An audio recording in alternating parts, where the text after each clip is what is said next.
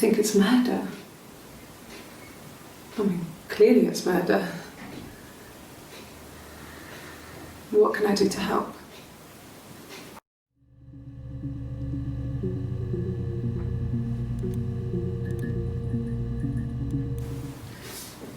Yeah, that's me. But February, I mean, that was months ago. What's that got to do with Simon's murder?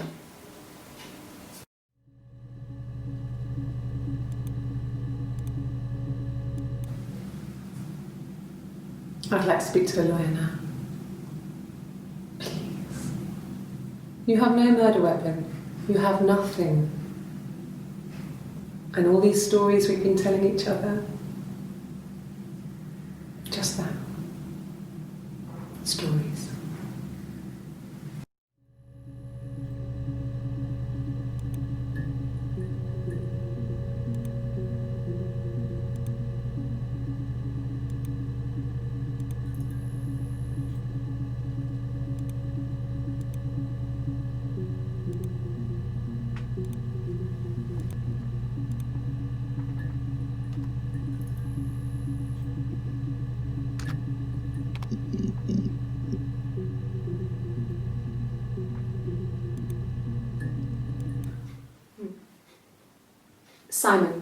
Simon Smith.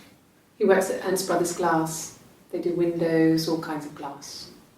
Simon does the more special work, mirror making, feature windows, artistic things, really beautiful things.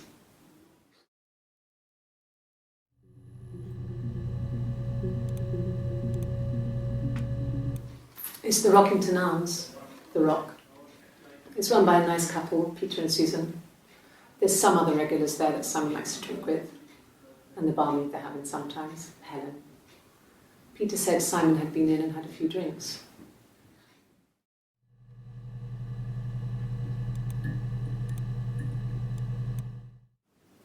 Yes, there's an Amstrad one.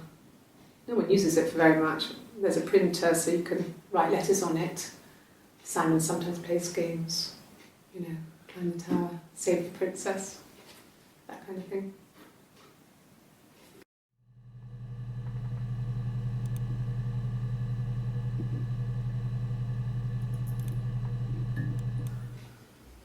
Simon isn't the type to run off or do anything crazy. Someone must have done something to him, or there must have been some kind of accident. So what do we do next?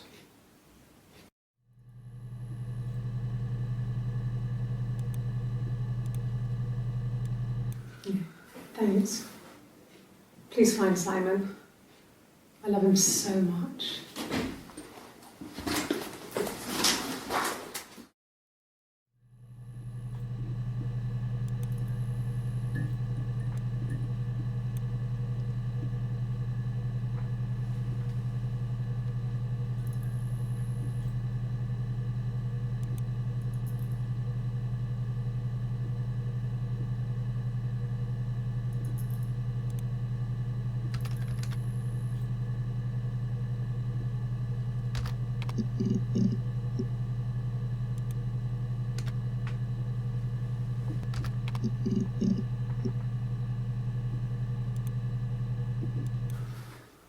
So, it was Friday evening, we had an argument, he left.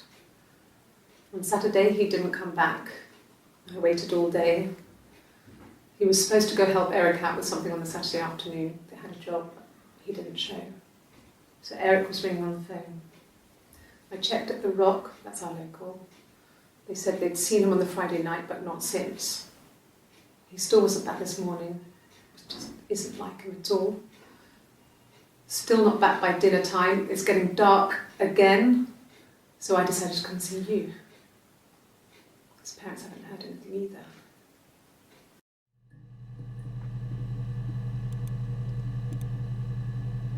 either. Oh God, I don't know. I mean, I guess The Rock. We've spoken to everyone there.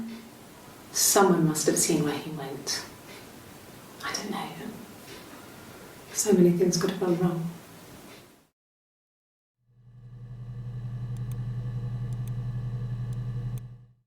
Yeah, I had to let myself in. The door locks if it swings too.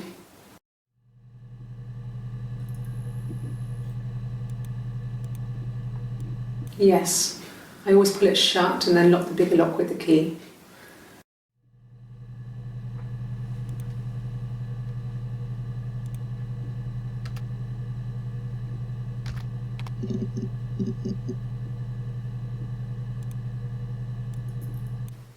He was wearing a shirt, a blue turtleneck shirt and jeans.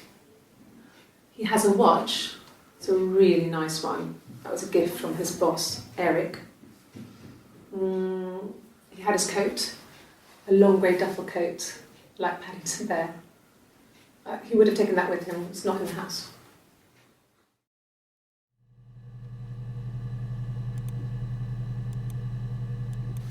Yes, there's a car that we share, a Cavalier, and a van he uses for work. It's owned by Eric, but we look after it. Both of them are there now, parked on the street. I'm not sure about the keys for the van. I can look for you when I get back.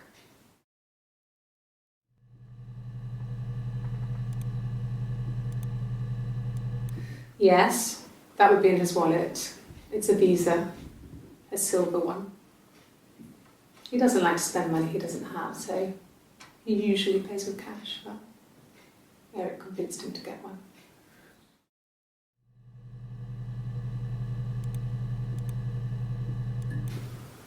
Well, Eric was like an uncle to him. They were pretty close. They spend a lot of time with each other, especially when they have to go to conferences. Have you met his wife, Diane?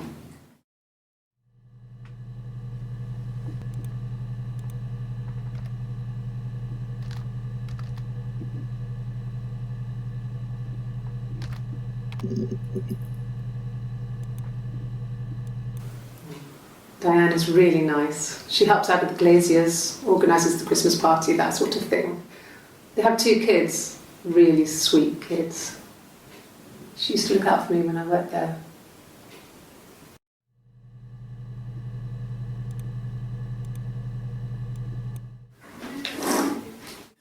Yeah, that's Simon's watch. It was a gift from Eric. He got it this year. It was a wedding anniversary gift. Steel. It would have been Diane who chose it. She has really nice taste. That time, you must eliminate me. I was in Glasgow then.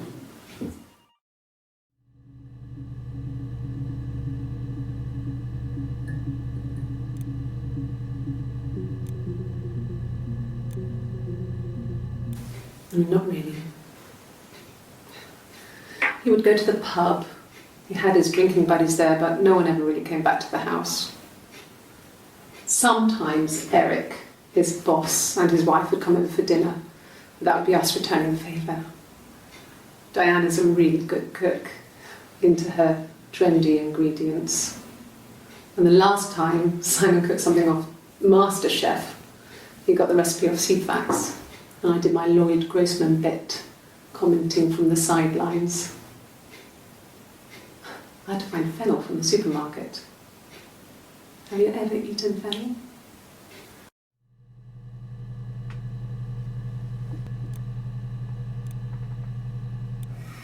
Simon and Eric arguing? No, I can't imagine they'd be arguing. And they get on so well. Unless it was something to do with work. Maybe Simon was being too much of a perfectionist. But I don't know. You should ask Diane.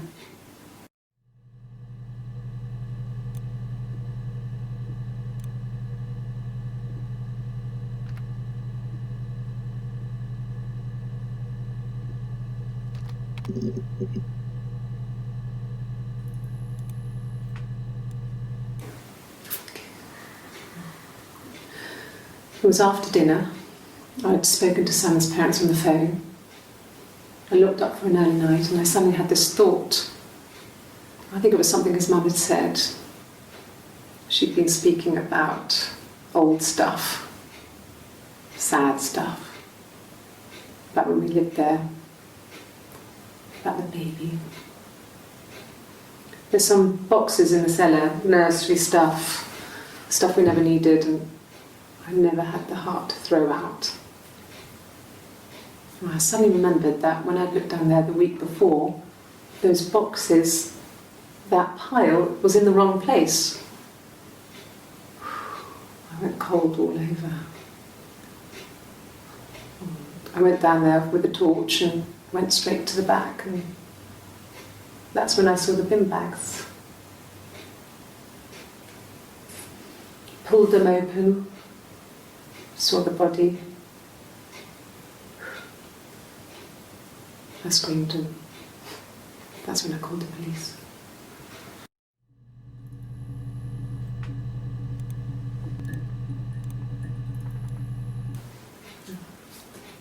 It's Rapunzel. The story starts when she's born. Mother Gothel, a witch, takes Rapunzel from her parents and keeps her locked up in this tower.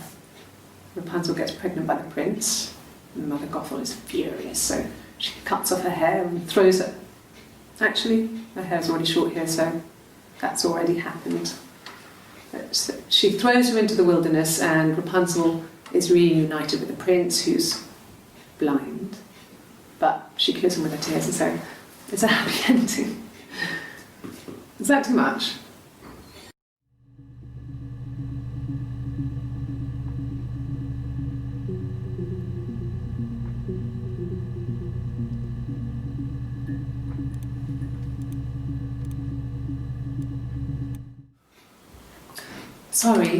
Sorry. The picture, the way it's drawn, just reminded me of the books we used to read as children. I read those fairy tales over and over, and they were so real to me. Rapunzel was my favourite. My brain is just full of it. Are any of these in colour?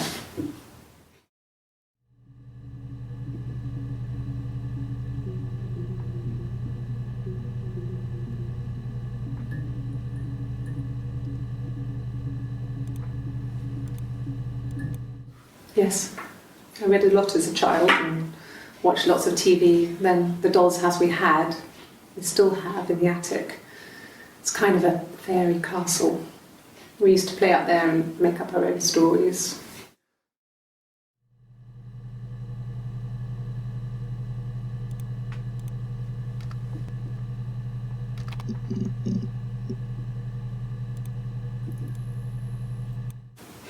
The bruise. I have a really fast metabolism, so stuff like that just comes and goes. I don't know if there's much more that I can tell you that I haven't already told the other policemen. I found the body.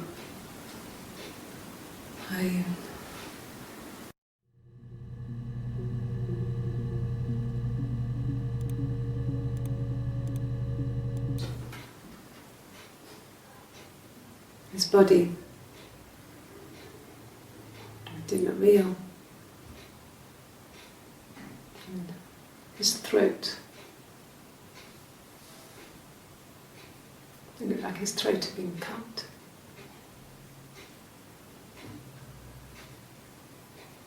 And I didn't see his glasses. He has these thick glasses.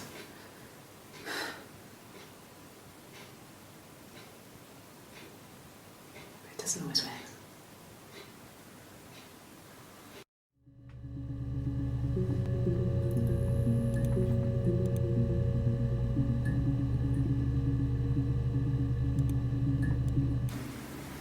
Yeah. 1984 was an awful year in the end. We were living at Doug and Eleanor's. I lost the baby at the end of spring, and my parents died in the summer. It was a hot summer, a heat wave. So when they discovered the bodies, it was just awful. Because of the circumstances, them dying together like that, they brought in a lot of police. A forensic entomologist. I had to look that up. It was because of the heat.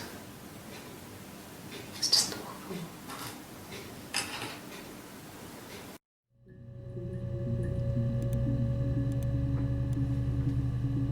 Really? Okay. Here's the rest. Oh, they laid a body on the dock to dry.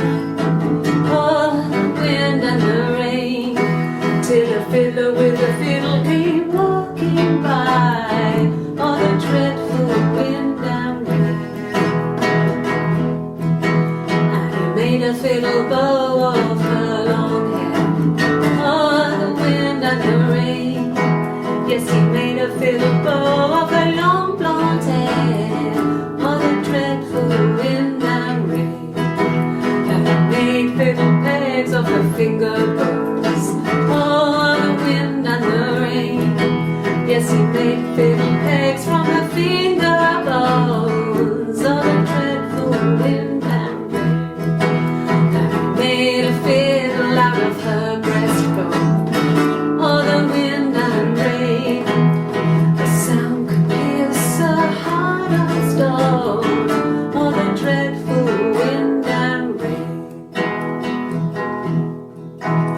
But the only tune that the fiddle could play was, oh, the wind and the rain. Yes, the only tune that the fiddle could play was, oh, the dreadful wind and rain.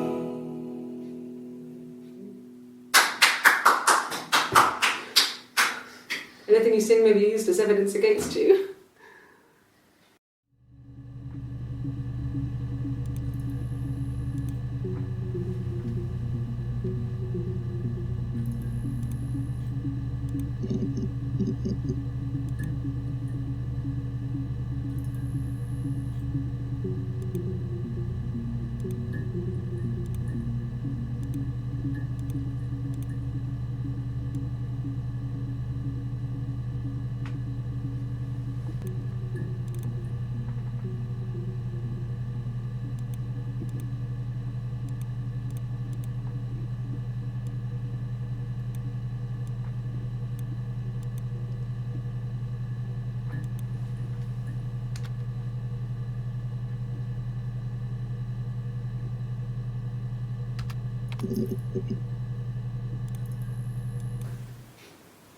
No. The whole thing was wrong. The bags, I think they were from our kitchen, you can probably check that. We never go into the cellar. It's just a place we put things we don't need. Dad used to grow mushrooms there. The bags were taped up. I think it was parcel tape, but I think it was ours.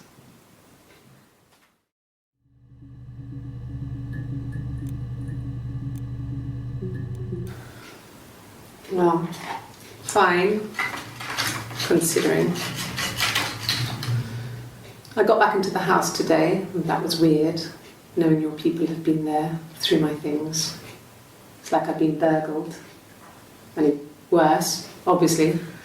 I don't know. I haven't lived in the cellar yet. They sent a cleaner in, as good as new, he said. But they had to throw some stuff out. Couldn't get the blood out. And I'm still waiting to hear from the coroner so we can get a date set for the funeral. It's going to be a cremation. So,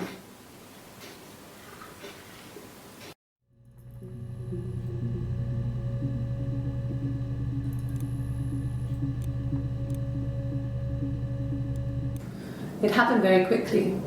We hardly had to talk to each other. We agreed almost silently. The baby was what mattered.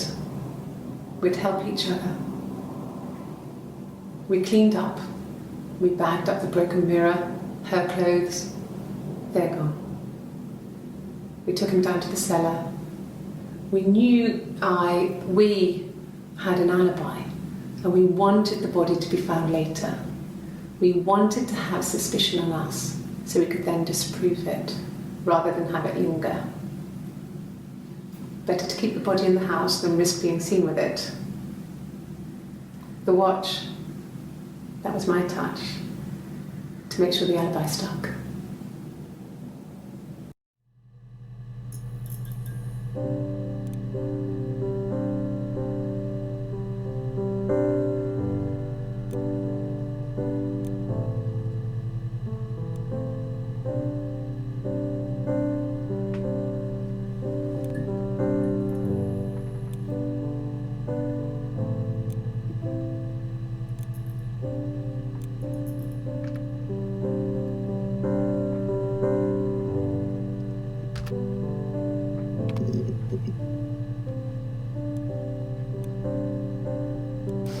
We spent the wedding night in a hotel in Brighton.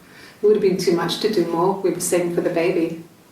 It was wonderful to be in a hotel, away from home, just alone together. Since then, we've always tried to get away for our holiday.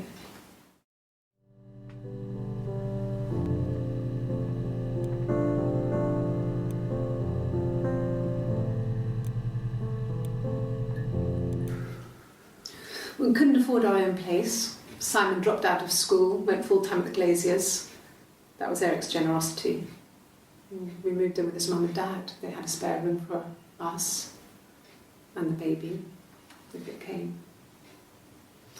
It was a nice change, time to myself, living there for those months, full of hope.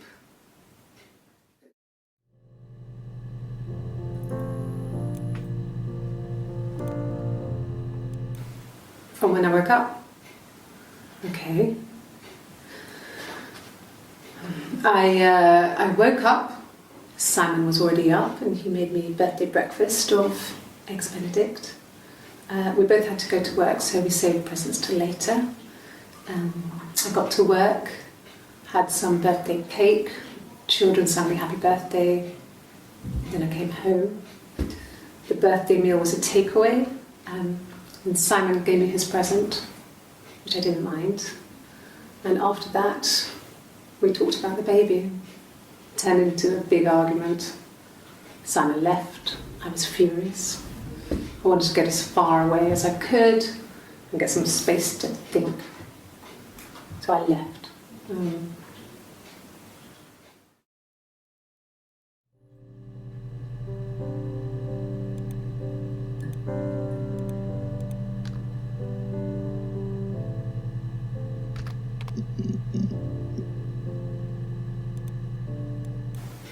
It's all that matters, really, the baby. Simon's dead, but the baby, that's how he will live on. Our baby.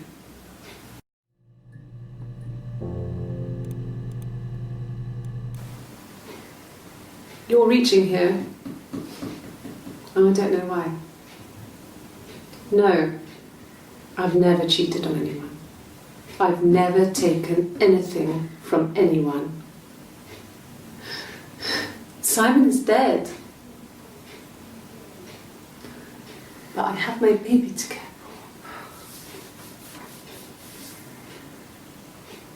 for. Why are you trying to make me sad? Why are you so obsessed with sex and affairs? You cheated on your wife. Is this your thing?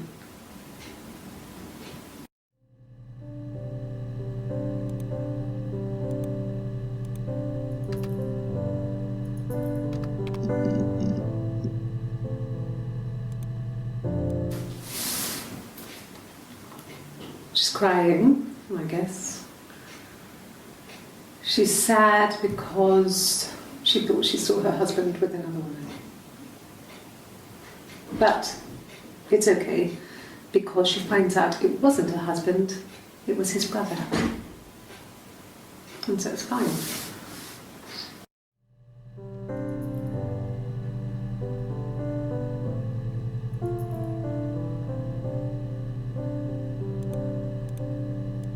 An affair.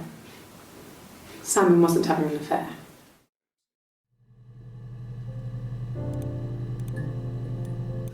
No, I have never been unfaithful. I've never cheated on Simon.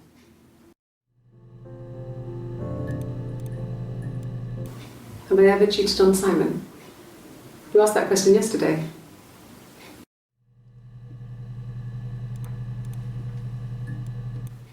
Simon never cheated on me.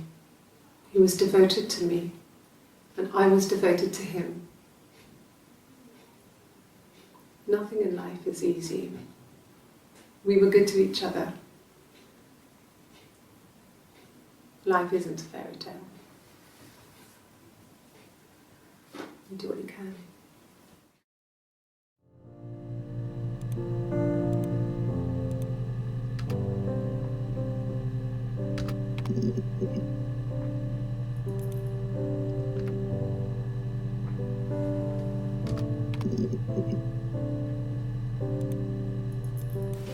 Then my parents died. It was the worst year of my life. A miscarriage and then my parents.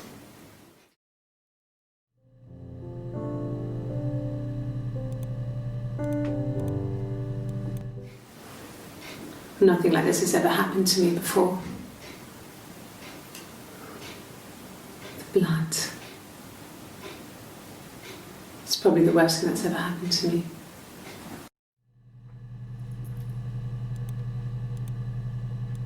Yeah.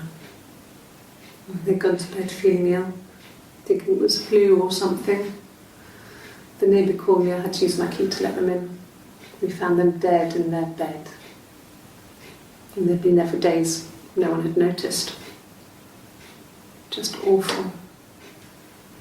It was so soon after my miscarriage. The worst year of my life. I'd been so happy to get married, and after that it was just like, fuck.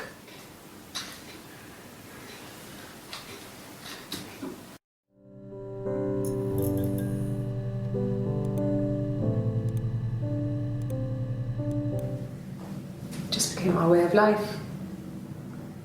We would swap places and take it in turns to do things, and we were very careful.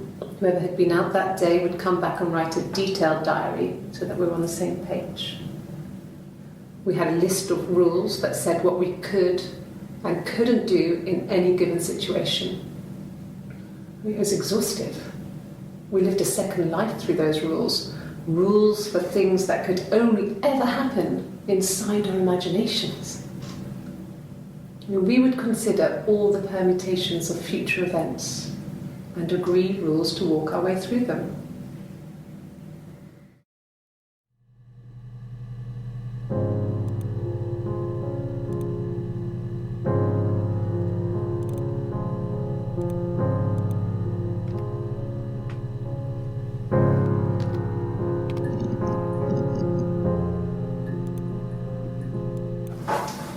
When beautiful people died, we always felt like it was a sign. You remember Princess Grace Kelly? She died in a car crash the year before we met Simon. We used a Ouija board to speak to her, and that gave us the power to find him. That's what we thought then. That people who died tragically leave some kind of magic behind.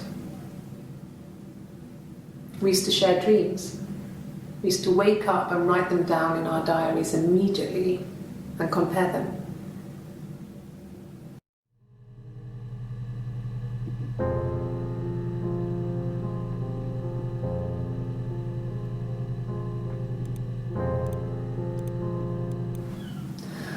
Hannah was so smitten with Simon.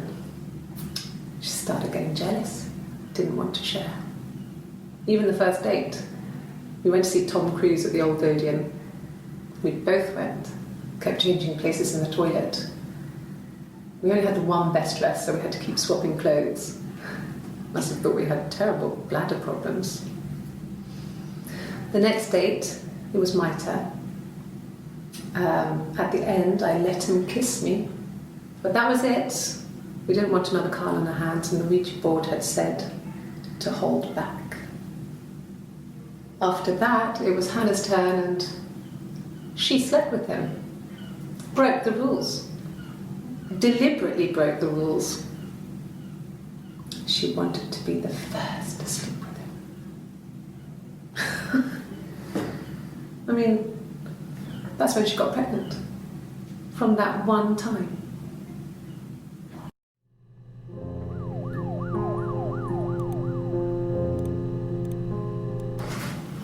It lasted about 6 months. I tried to carry on, but everything was different. Hannah insisted I not pretend to be her around Simon, let alone sleep with him. We didn't share him like the others. The rules had changed. Me living in the attic had become weird in a way it hadn't been before.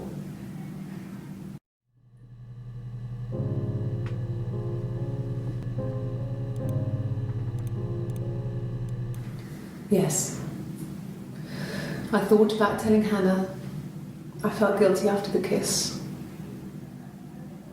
But then it began to feel like this was the way it should be. Sharing, like we had before. He never mentioned her to me. There was the Simon with me and the Simon with her. It was almost like it was a different Simon. But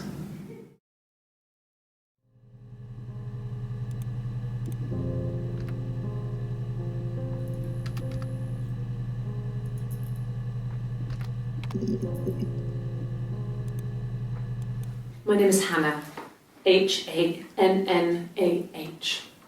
It's palindrome. It reads the same backwards as forwards. It doesn't work if you mirror it though, it's not quite symmetrical, but well, I mean, you get the idea. Sorry.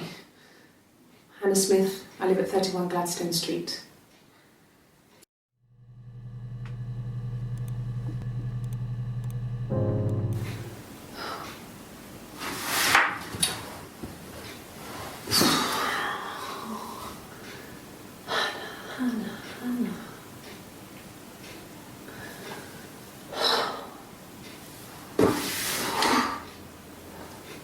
What are you doing talking about Eve?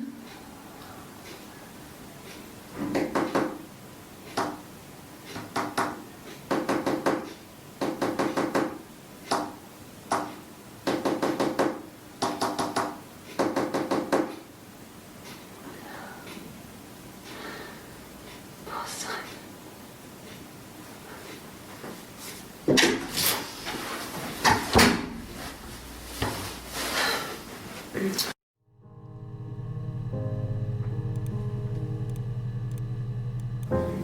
Yes, my name is Hannah Smith. Oh, shit. Sorry.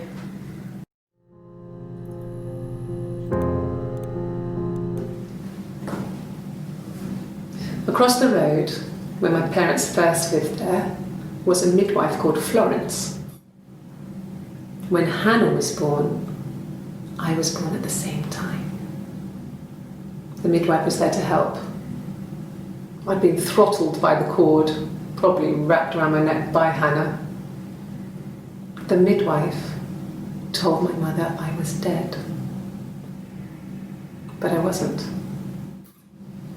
She wrote all this stuff in a diary. Amazing what people will admit to on paper.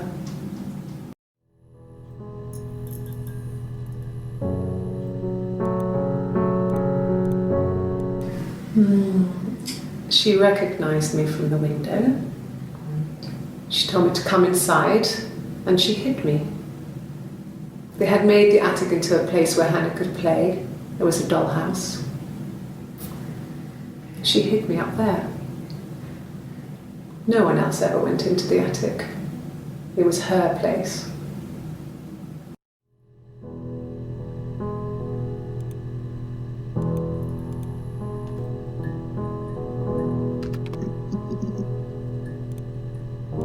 Yes, I inherited it from my parents, so it made sense to move back, me and Simon. Felt like going back to old ways before the pregnancy. Reminded me of being a girl, a dollhouse in the attic, old things. We didn't sleep in my parents' bedroom for a long time. We decorated it as soon as we moved in, but it was another year before we started sleeping there.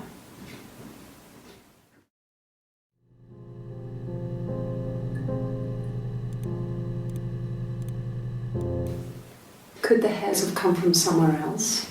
I mean, could they... We have a lot of dolls in the attic. There's a Rapunzel doll with long blonde hair. Could they have come from there?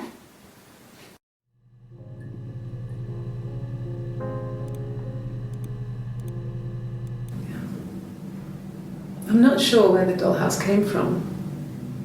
I don't know if it was given to them or they inherited it. I mean, they wouldn't have had the money to buy it. It was so huge. It must have been taken up to the attic in parts and then reassembled up there. It's a beautiful thing. Wallpaper to scale, little furniture, the lights work, mirrors, beds, big duvets and pillows. We spent hours and hours playing in it, invented all these characters and families who lived there. We wrote paperwork for them all, passports, diaries, and gave them all really elaborate stories. Once, a moth got trapped in there. We'd left a light on. It was making the most horrendous noise. We tried to kill it, but it was tough. We ended up crushing it under a copy of the Arabian Nights.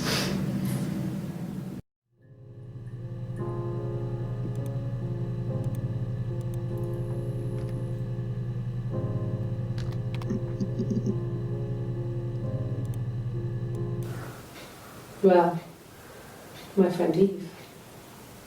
I mean, she was a friend from when I was a kid, and she was always more popular with the boys, and I used to hate her for it. I mean, really hate her sometimes.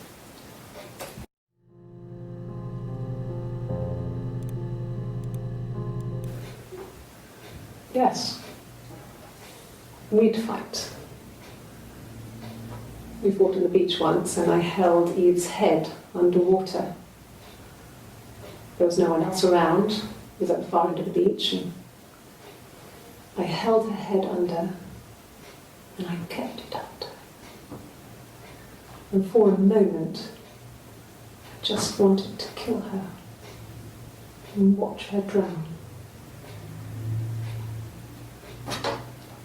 But that was it. It was just a moment. We were made up afterwards. It was a love-hate relationship.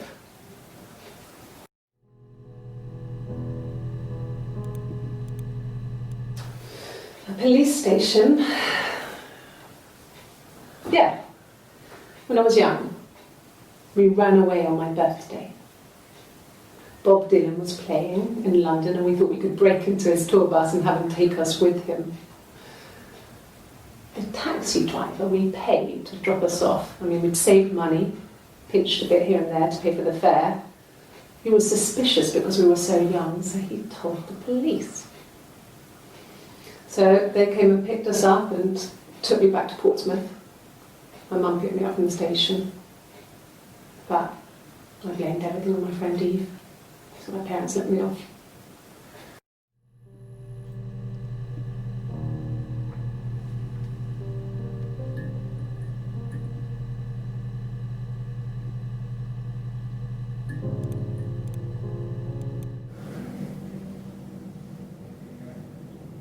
My mother called me Eve.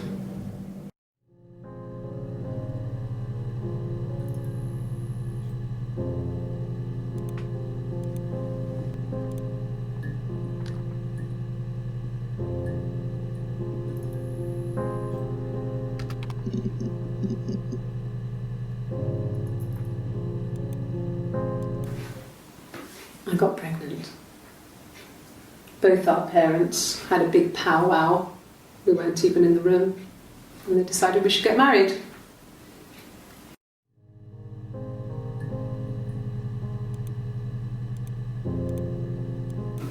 No, I lost the baby. I had a miscarriage at 8 months.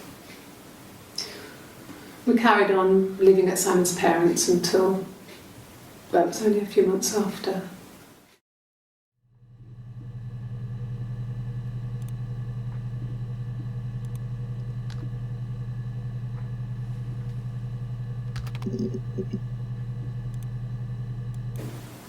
Yes, I'm fine. I won't be sick again. This happens some days. I'm pregnant. It's morning sickness.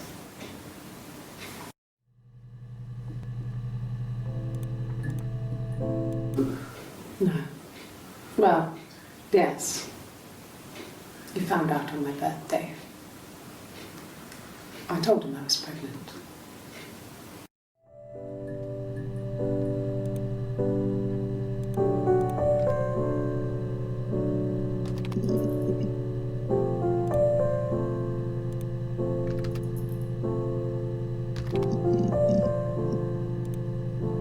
No. The parents decided there would be a wedding. And after the wedding, Hannah moved in with his parents. There was no way I could follow, so we were separated again. I stayed in the attic. It was hard. It was like I suddenly didn't exist. I would sneak out, but in case anyone recognized me, I started wearing a wig. Hannah and I would meet up in the park.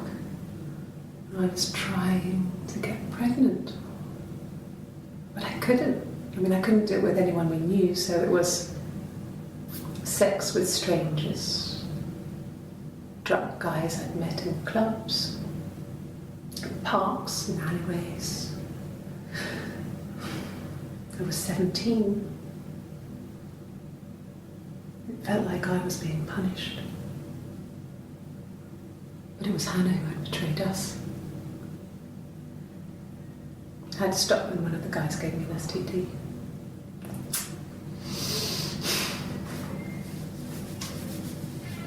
When we met up, it was disturbing.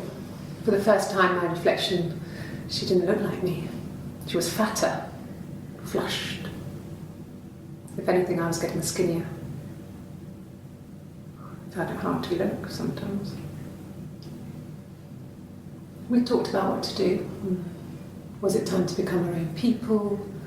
That seemed like the right thing to do, but neither of us wanted it. We agreed that her and Simon would get their own place as soon as possible, and then I could move in. And that was the plan.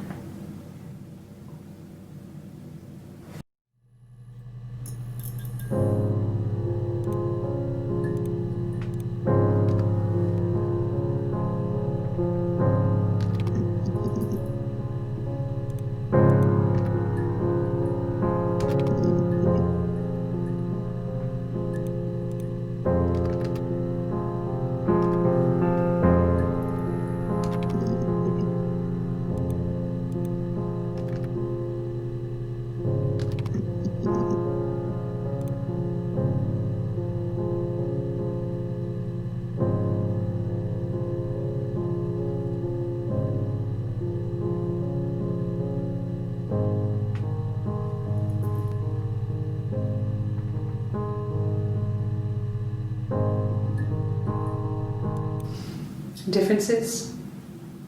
She's a better driver than me. She passed the test for us. I tried to take it and nearly crashed the car. Learned that you can't rely on confidence to get you through everything. She is the shy one. She was especially shy around boys. If Hannah liked a boy, I would have to pursue him. It was that way with Carl. Hannah met him first. She had such a crush. I let him take my virginity after a night that his band had played at. It got difficult. When I was with Carl, we would have sex, but Hannah couldn't let him see she was a virgin. She had lots of excuses. After a while, we decided that I should take Hannah's virginity. It's not that different to a bruise, pulling a tooth, a graze. We used a hairbrush. After that, we took it in turns, though I was always the one who seduced the boys. Until Simon.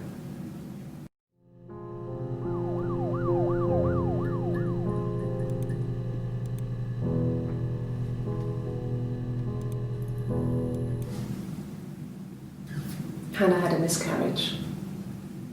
This was late in the pregnancy and it left her infertile. Felt like the universe had corrected its course. We were aligned again. But Hannah and Simon were still living with his parents. They were married. Simon had a job at the Glaziers now. Eric had given him a full-time position after he left school. And then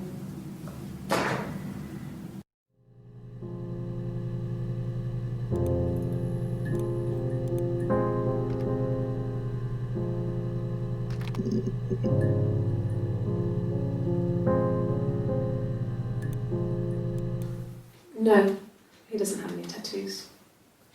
He has a scar down here near his stomach, past his hip. Cut himself with some glass. That was before, a long time ago. He looks just like the photo. He's not got his glasses on here though. He takes them off for the camera. But he needs them to see properly, you know. He has to read a newspaper or a menu in a restaurant. Not books so much, or watching TV. He likes TV.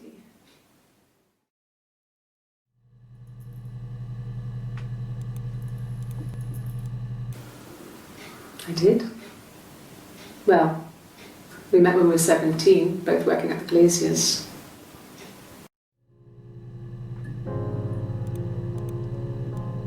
And the Glaziers.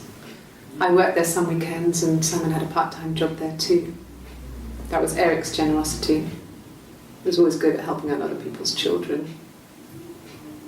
Simon was quiet, more thoughtful than the other boys. Even then, he had a sense of craftsmanship. Wasn't always rushing stuff. Boys that age are just running around like headless chickens most of the time. You know? Plus, he had that look. He looked like a fairy tale prince from one of my books.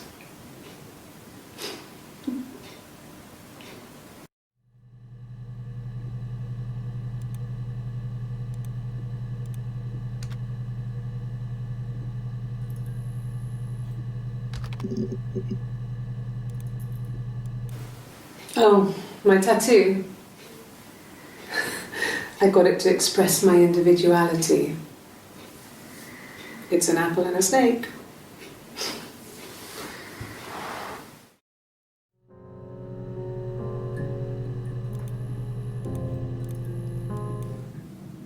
So I moved out. Got a small bed set. Got my tattoo to mark the occasion.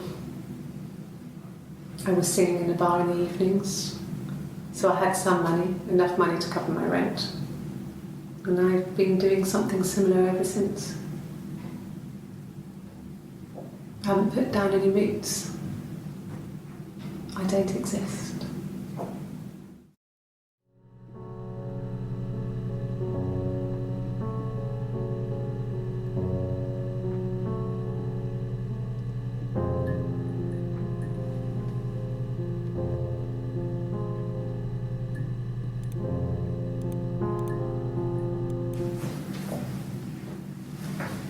He saw me singing one of my shows, pure chance.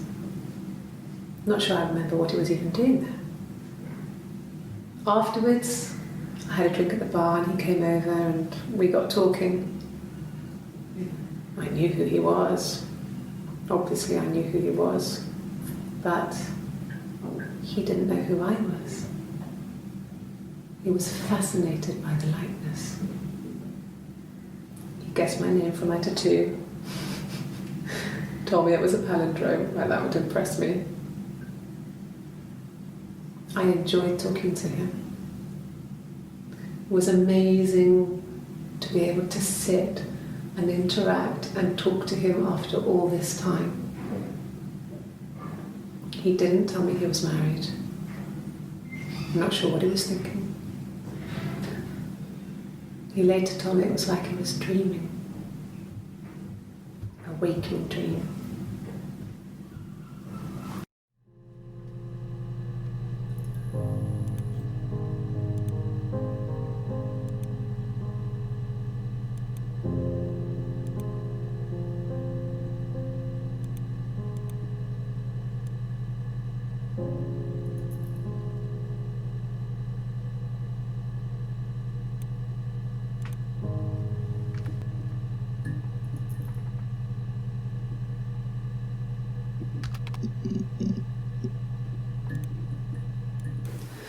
No, he was as shy as me. I asked a friend to ask him out for me. We had our first date at the Odeon in North End. We went to see Risky Business. I had on my one best dress. Simon paid. He bought me a whisper, and I was worried about getting chocolate on my teeth.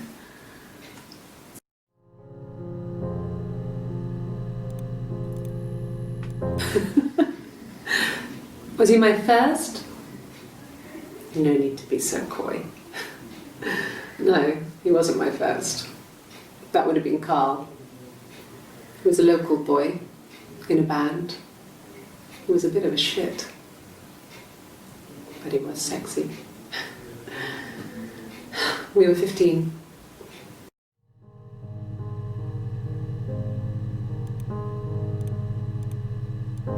Nothing else happened that night. We talked, then I said goodbye. Then next week I was singing in the bar again, and there he was. And again the next week, he offered to buy me a meal. I told him I had already eaten, and so we got chips and ate them on the beach instead. When we said goodbye, he asked me to kiss him.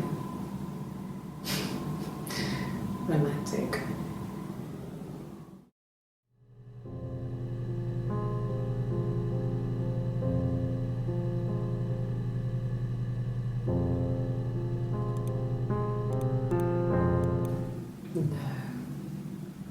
I told her it was one of my boyfriends, someone I had met in the bar.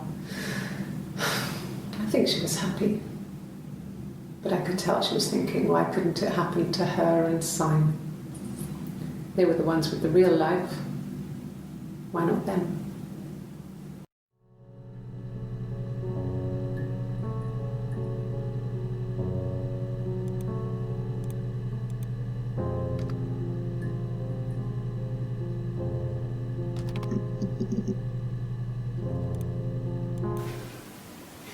Yeah.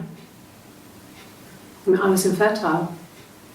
Thought I was. They told me I was infertile after the miscarriage because of complications.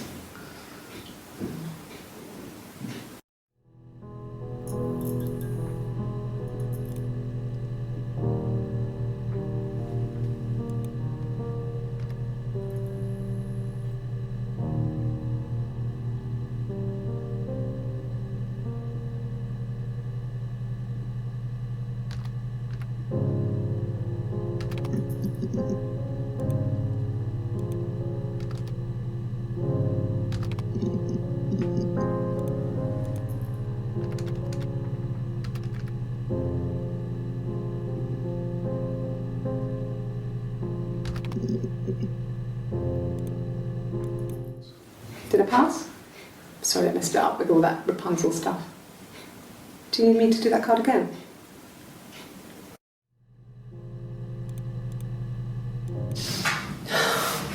We were obsessed with fairy tales.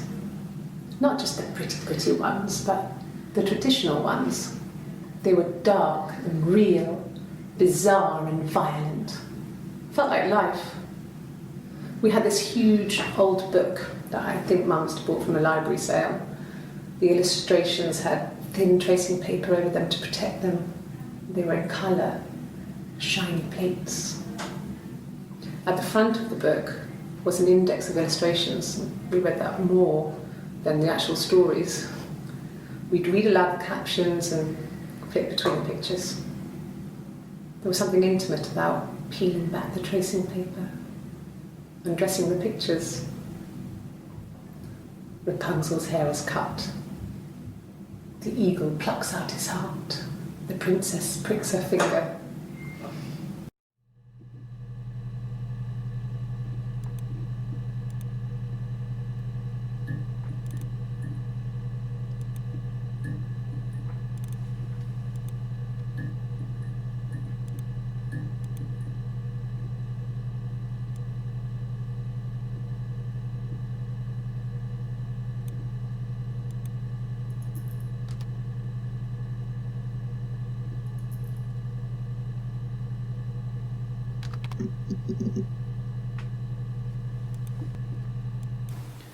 It wasn't the present so much, it was one of those arguments that had been simmering for a while.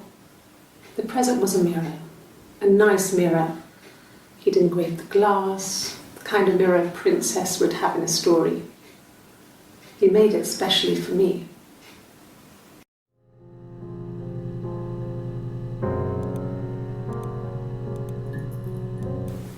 They said it was food poisoning. There was something in the food they ate. My dad liked to pick mushrooms, grow them too. They said it was the mushrooms. It was hard to believe. Death caps. They have a skirt around the cap. My dad taught me that. But, the police had no reason to think it was suspicious. They lived alone, and no one had any reason to hurt them.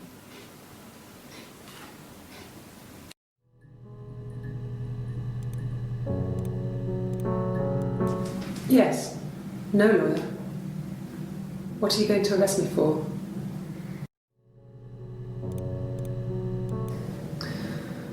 Florence was a warm, kind person. But she was broken, I guess. When I found her diary, I also found a biscuit tin with other stuff in it. Older papers, letters, that kind of thing. Her story wasn't there. I never really spoke to her about it. I was far too young to really understand, I guess. I just put it together later, once I was older. She had loved children, planned to have a large family, but her husband died in the war. And that was back when you married for life. She never felt like she could marry again. Isn't that strange? She was a widow from her 20s. But, I guess it was different then. You married for life and she felt she could never marry again. I guess it was harder, a war widow. One of the dead. I don't know, maybe there was more to it than that. I don't really know.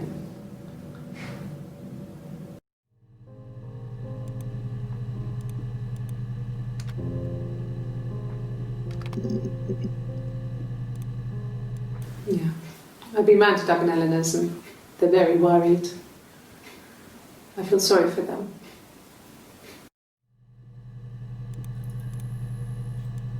At the time they said it was poison, food poisoning. I felt so guilty. If I'd still been at home, maybe I could have done something. I don't know.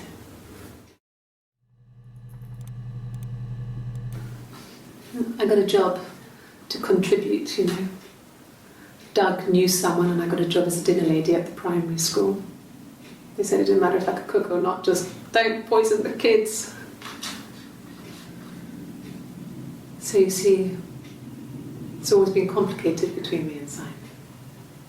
It's never just been the two of us, there's always been pressure.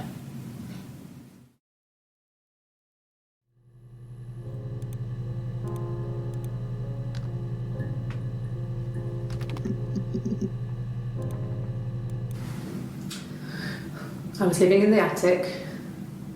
It was a very hard time. I was depressed, was still pretty sick of the STD. And I came down one morning and they were dead.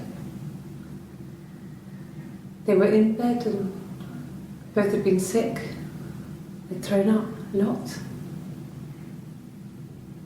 And I'd slept through it.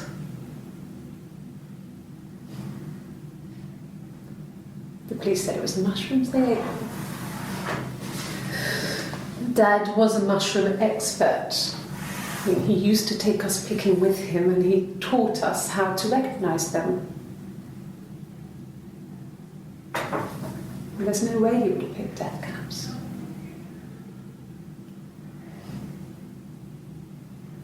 But the police believe that's what happened. They never even looked in the attic.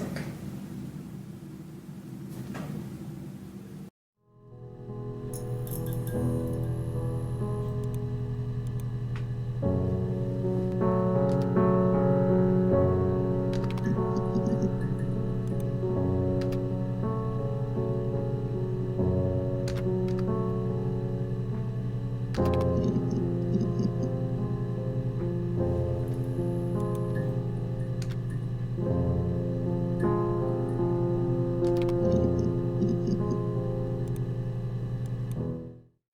mirror.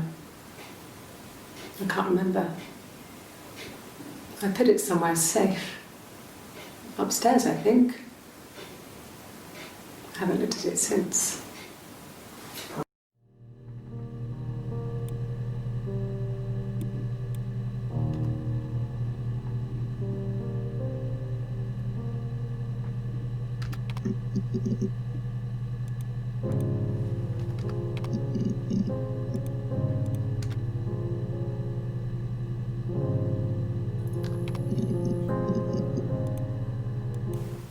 Okay.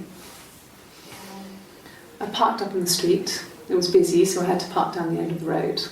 Walked up, knocked on the door, no answer. I took my keys out of my bag and unlocked the door. The main lock was unlocked. You can tell because the key doesn't turn when you try to turn it to the left. I walked in. Simon's coat wasn't on the peg. I couldn't see his shoes in the shoe rack. I shouted out. I walked straight into the kitchen because he usually sits in there to have a cup of tea and read his paper, but he wasn't there. I touched the kettle, it was cold. I looked quickly in the living room, nothing. So I walked upstairs to the bedroom and he wasn't there. I didn't search for him because it was pretty clear he wasn't there. I had a shower. The phone rang whilst I was in the shower. I didn't answer it. I think it was Eric. Then I was just exhausted. So I lay down on the bed and I fell asleep, though I didn't mean to. I woke up a couple of hours later and I was surprised to see no one in the bed next to me. And then I remembered where I was and what had happened. That's when Eric called again. This time I spoke to him. Then I called Doug and Eleanor. And then I decided to come and see you. That enough?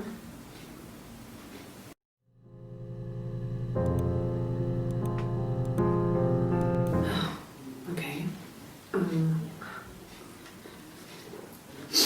I parked up on the street. It was busy, so I parked down the end of the road. I walked up to the house. I knocked on the door. No answer. I took my keys out of my bag, unlocked the door. The main lock was unlocked. I could tell because the key wouldn't turn when I tried to turn it to the left. I walked in.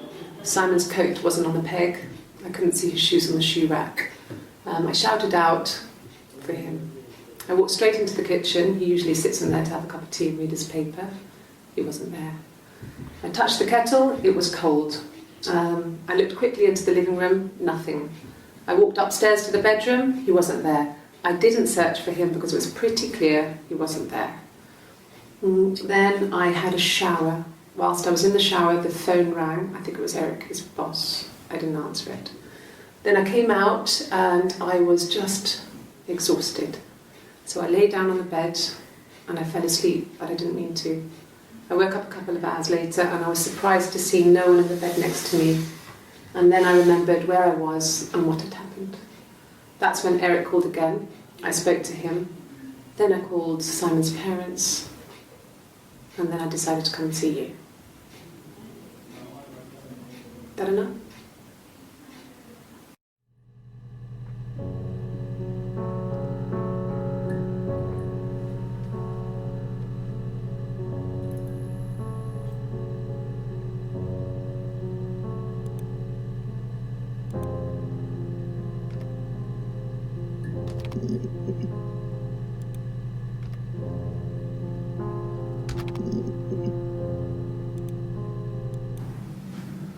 Florence took me home with her. Mother hadn't been expecting twins and had a healthy baby. I guess she was just happy for Florence to clean up, take away the evidence that this was anything but a happy occasion.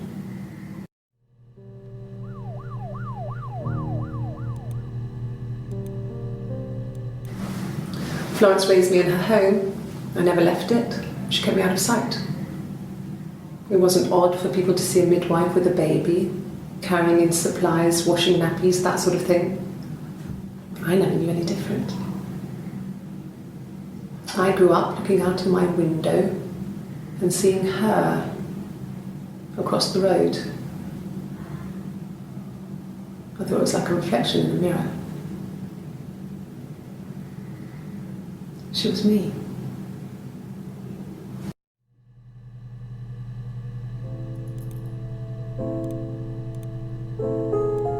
No, it was just me and her. Eve was the name they were going to call their first child. They talked about it and were going to try when he came back. Florence's family had a history of firstborn girls, so they were convinced it was going to be a girl. It's hard to know if this is all true. These are stories I remember, that I read when I was a child. Maybe I misread, maybe I misunderstood. Sometimes it's hard to remember what happened last week.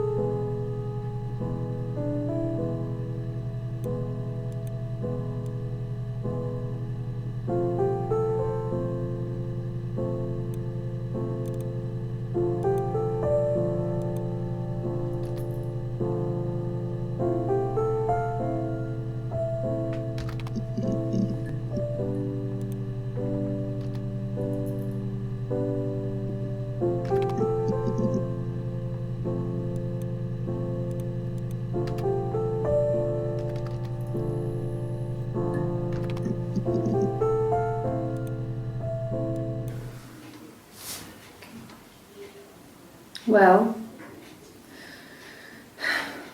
she has a knife.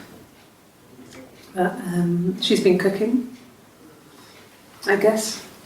She's been cooking him his favourite meal. She's his wife. He's asleep and she doesn't want to wake him because he's ill. That's why she's sad. Because he's ill and he might die. It's kind of a sad story, so I'm not sure how it ends.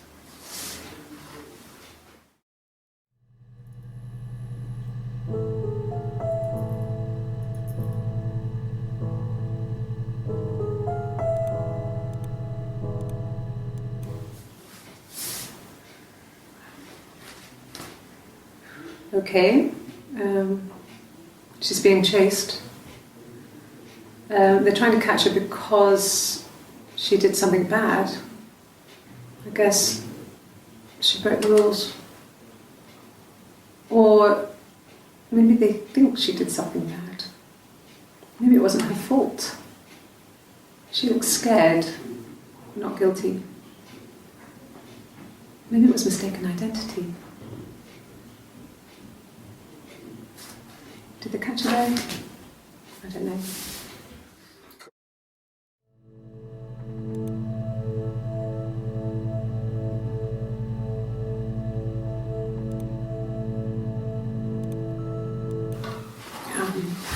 I hoover, I dust every week, maybe less.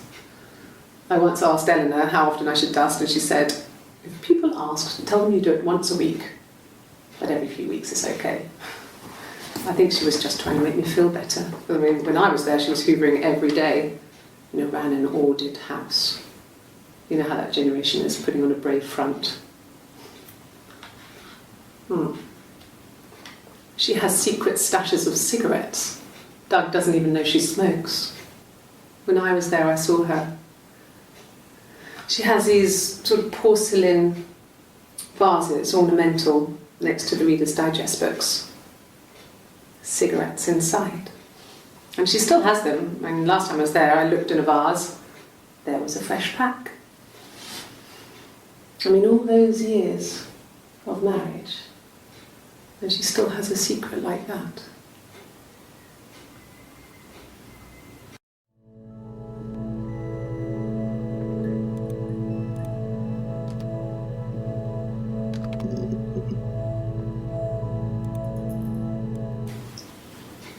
Okay, you got me. I'll confess. We were there. It was a dirty weekend. Simon was going to expense it, pretend it was a business trip. I used a made-up name. We stayed at the hotel, had room service, didn't leave the room, had a great view of the river, and you could hear the church bells. Like you said, it was very romantic.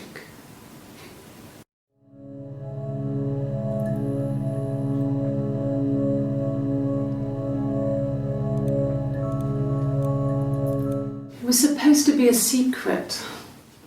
Just because Simon is dead doesn't mean I have to give up all his secrets. It doesn't have anything to do with what happened to Simon. No one murdered my husband because he cheated his expenses for a romantic weekend in Oxford.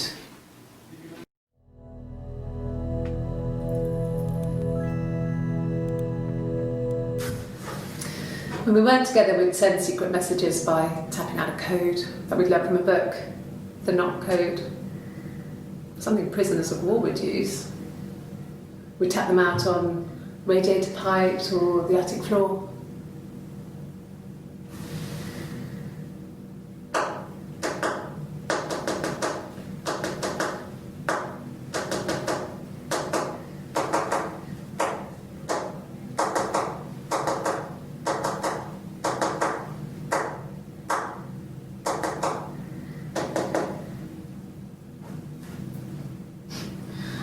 Dad thought we had mice, but they couldn't find any.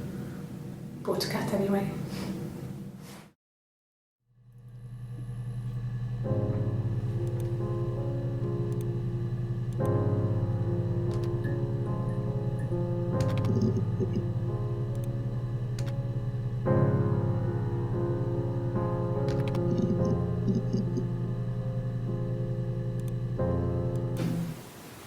No, they were shut. Most of the windows were really hard to open anyway. They're stifling in summer. They were painted over by my dad. Could have left a door open accidentally. Or there's a cat flap in the back door.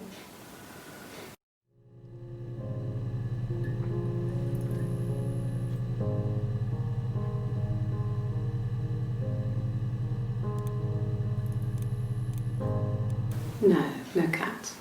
My parents had a cat before they died called Domino. It was this little black thing with white dots. And we never did anything about the cat flap, but if you were thin, you could maybe squeeze through it.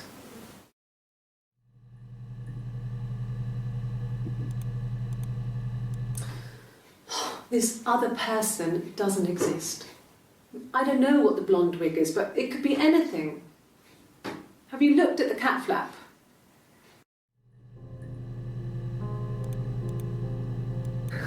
We loved our cat, Domino.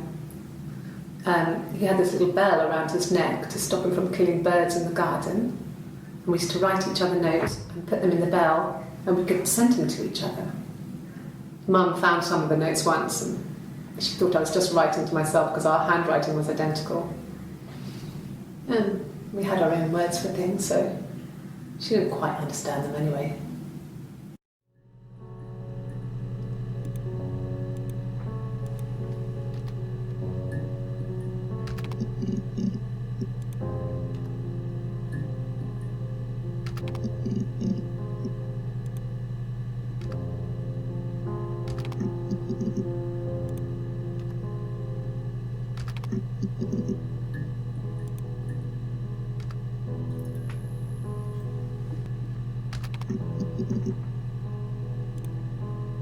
Yes, I speak with Eleanor at least once a day.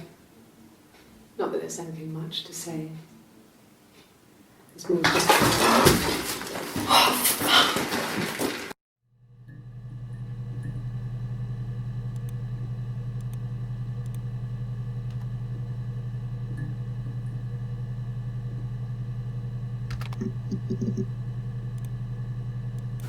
A wig? You mean... What type of wig?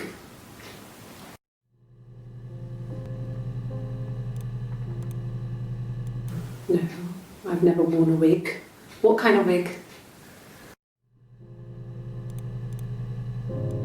This was about 9. I went round and she was waiting for me. She was furious and so angry, the kind of anger you can only have towards yourself. We screamed at each other, argued, cried, we fought. I hit her back, left a bruise. I had my wig on from performing, she tore it off. Eventually we grew tired of fighting and I left.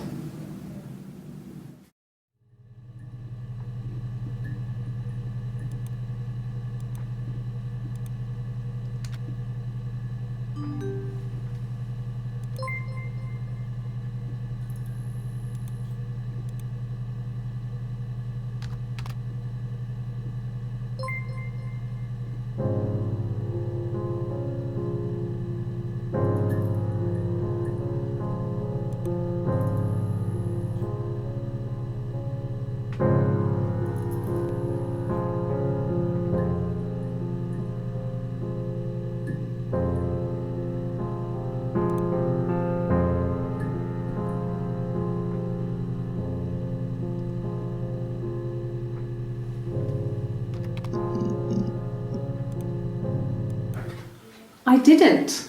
I slept in the car. I left about 9 that night. I wasn't there.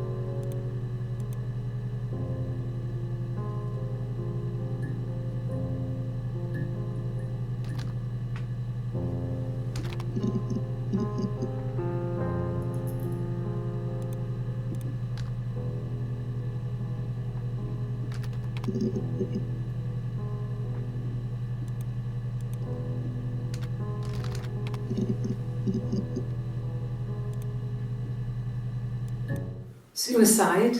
No. I mean, he would never do anything like that. He is not the kind of person to do anything like that. I mean, to hurt himself? No.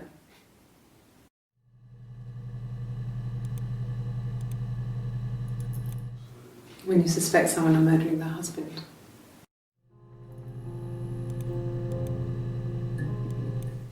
And what did your wife do? She didn't kill you. You think I killed Simon because he was having an affair? Well, I didn't kill him. I wasn't even there. I was in Glasgow worrying about whether my baby was still growing inside me. I mean, why would I kill Simon? I loved him.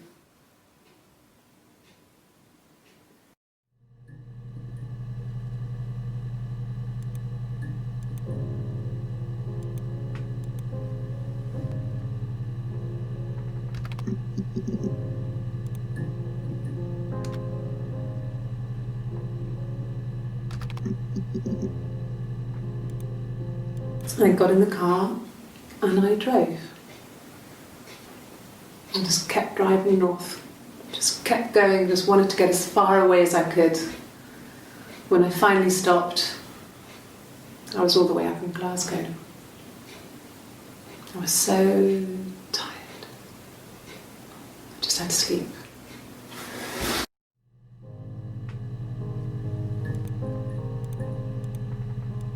Yes.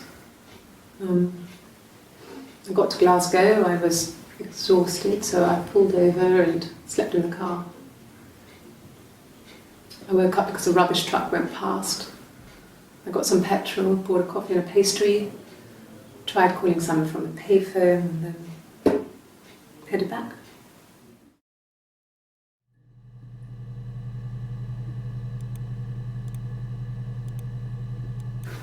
No, I don't think so. Glasgow was deserted that early in the morning.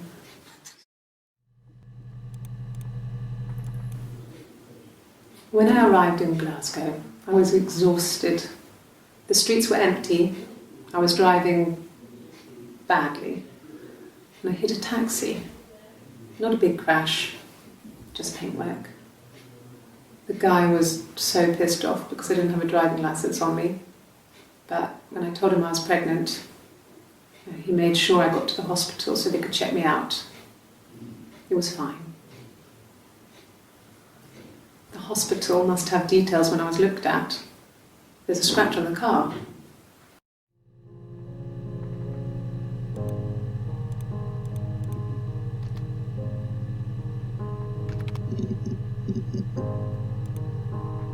Asked the hospital.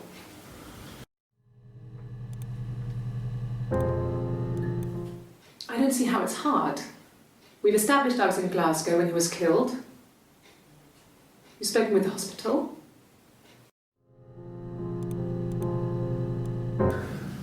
It's like I told you before. I drove. I took the car and drove. I don't have my own car, but I have a spare set of keys. I just drove north. I wanted to think, put some space between me and them. Everything I told you before is true. I stopped at Glasgow. I was tired, exhausted. I pulled out and I hit a car. My car was okay, but I was worried about the baby, so I went to A&E to get the okay. Everything was fine. Slept in the car. When I woke, I tried to call Hannah from a payphone. She wasn't answering. And then I decided to drive back. I had decided that she was more important to me than Simon.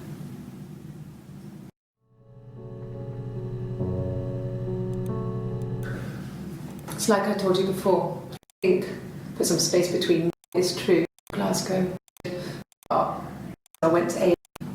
Slept in the car. When I woke, I tried to call Hannah from a payphone. She was more important.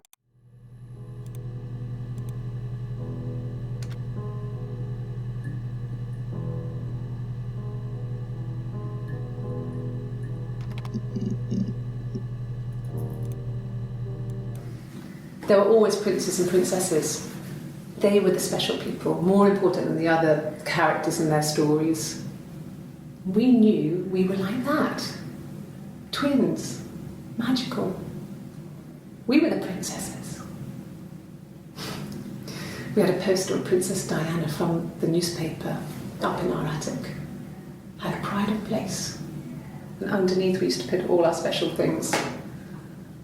When her engagement was announced, we were obsessed with everything she did. And later, when her life went so bad, we felt for her. Her divorce last year just kind of drew a line under things.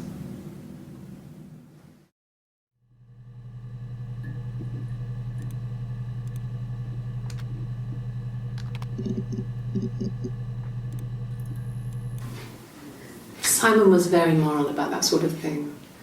He wouldn't just walk out there and sleep with anyone. He wasn't that kind of guy. He took his marriage very seriously.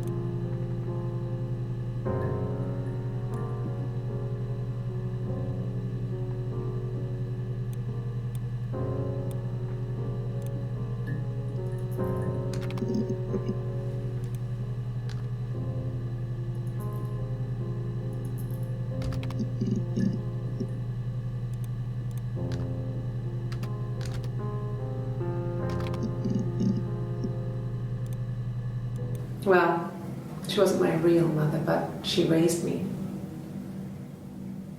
Do you want to hear the story? It's a real life fairy tale.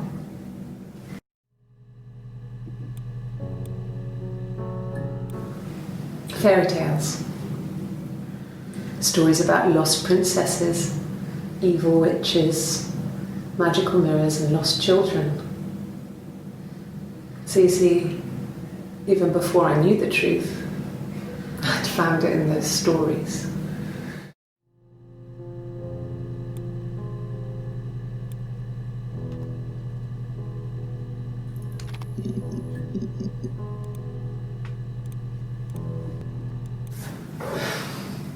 I think it was that time, the first time at the house, in his bed, that I got pregnant.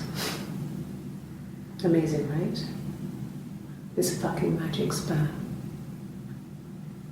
And they say lightning doesn't strike twice. I didn't tell him. I missed 3 periods. I had pretty irregular periods anyway, but 3. I had always thought we were infertile. Both of us. I didn't tell him. Just waited. Hannah and I were meeting for our birthday, and I told her because I thought she would be happy for us both. I think she was.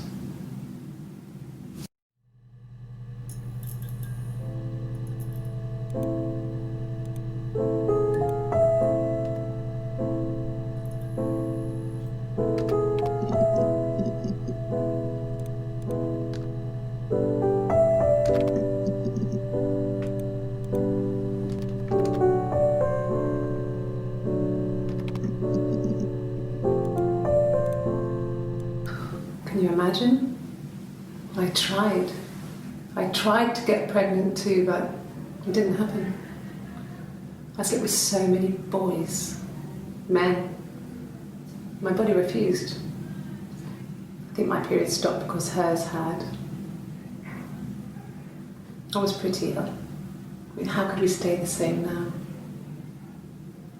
I felt like Hannah had really fucked things up. Set us down separate paths. We had become different.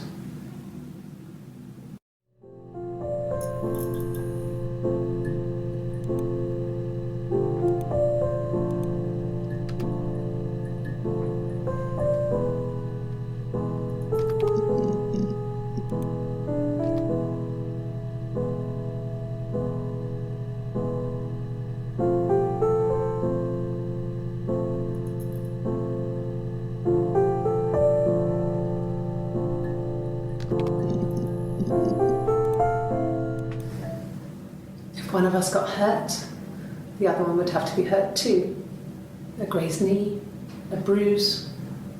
When I lost my tooth first, we had to pull our Hannah's to match. Once, I slept with a boy who was seeing another girl.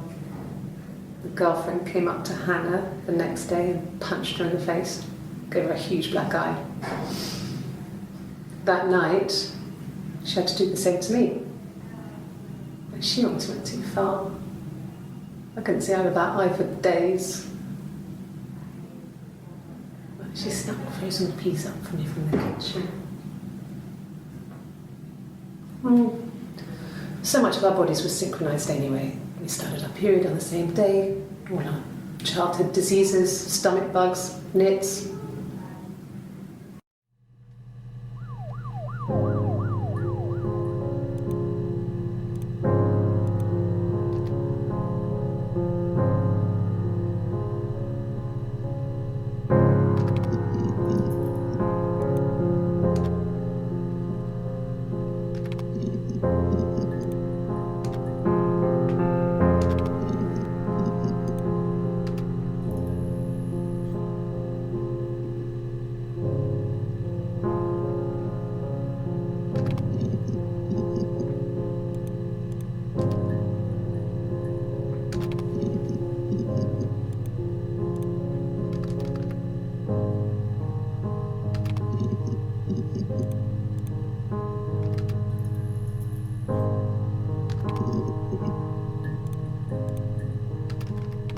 Okay?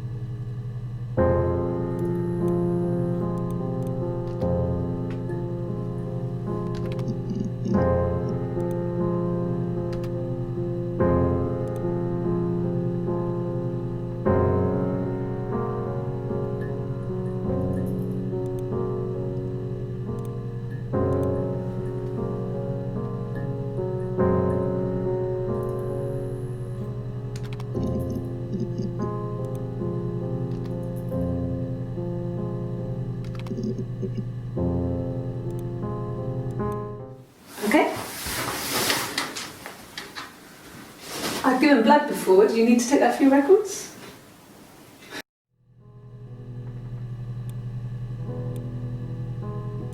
Like I said before, it was 3, something like that. I walked in, saw Simon. He was on the floor of the living room. His throat had been cut. There was a lot of blood.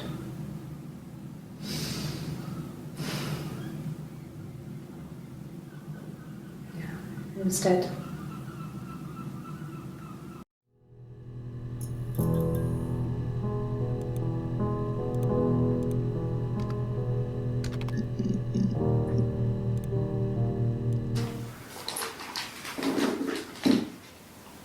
On his throat. How?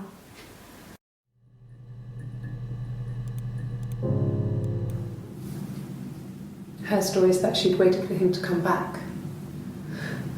She put on my wig, some of my clothes, pretended to be me. They talked. She'd enjoyed being me. He said he wanted to be with me. Then he took out a present, another mirror, just like the one he'd given her earlier. That unique present. She went crazy, smashed the mirror. They argued, screamed. He hit her. So she grabbed a piece of the mirror and just swung it round. She cut his throat clean open. She'd only meant to scare him off.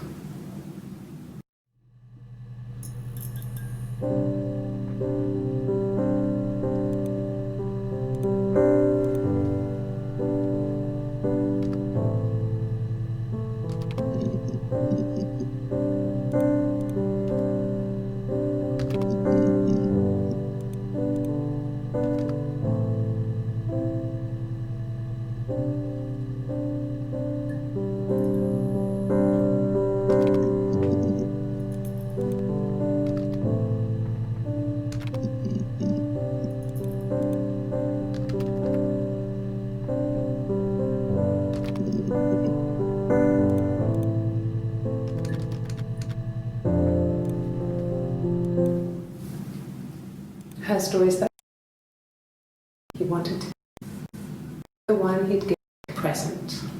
A crazy scream. She grabbed a piece of the mirror and just swung it round. She cut his throat clean open.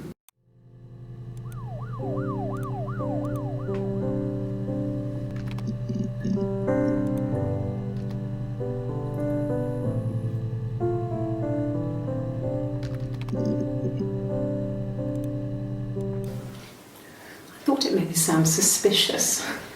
It's not a normal thing to do, to drive to the other end of the country. I wanted to keep it simple. I knew it was stupid not to tell you everything. Saying I spent the night in Glasgow when my husband went missing, I thought it would, distract you from what was important. It's different now. Now he's...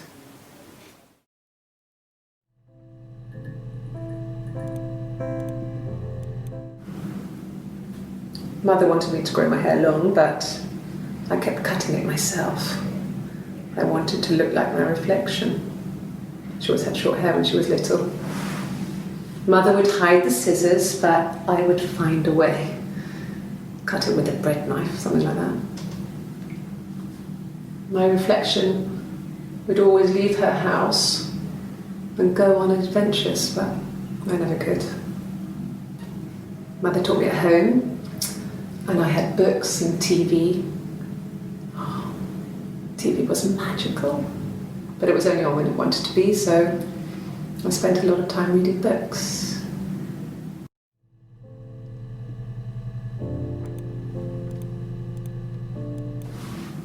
Yes, it was a cremation for the best. We both wore black and had veils, so it was easy. And after the funeral, everyone came back to the house. Hannah served up sandwiches, and I stayed out of sight.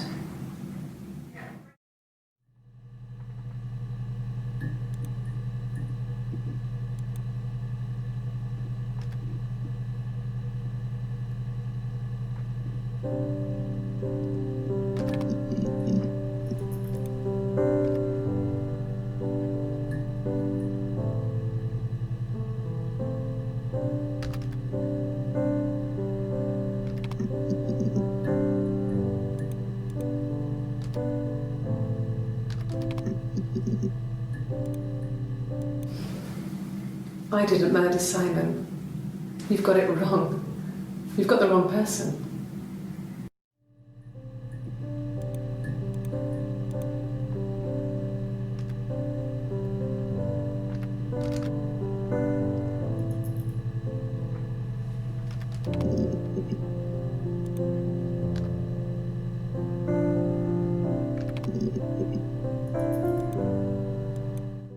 No.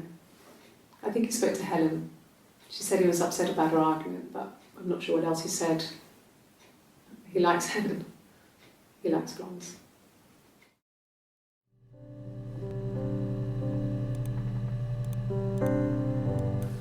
There's married couple stuff. A stupid argument, nothing specific. No one knows how to push your buttons better than those you're close to.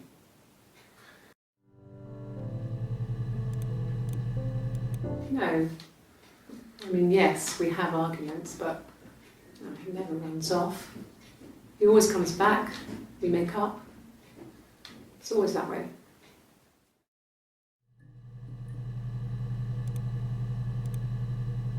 Yes. He left after the argument. It was about 8 o'clock.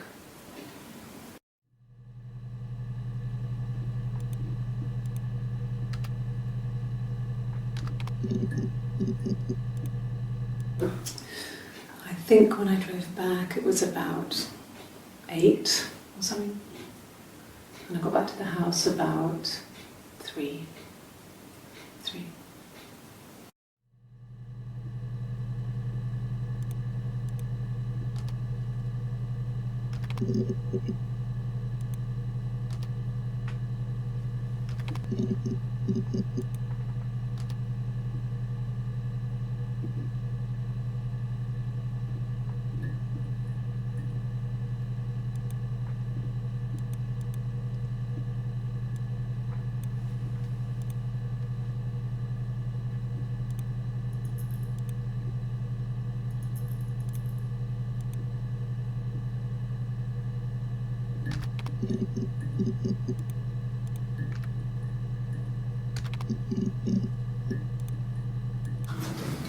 The legal stuff was completed very quickly. Hannah moved back in with Simon. Eric gave Simon the week off to help with the move. He decorated, modernised wallpaper, curtains. Hannah insists the attic be left as it was, dollhouse and all. Simon never went up there.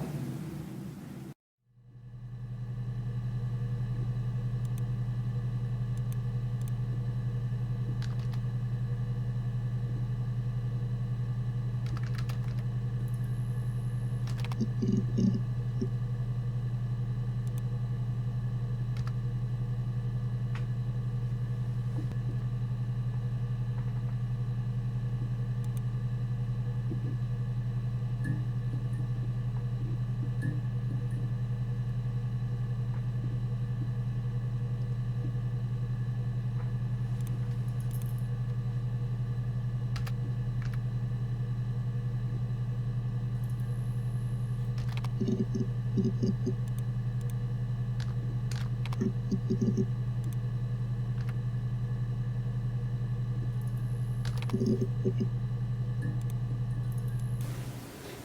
mean, I don't know. Something must have happened to him on his way home. He could be hurt.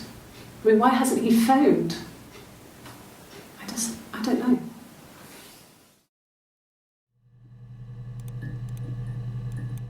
No. Everyone loved Simon.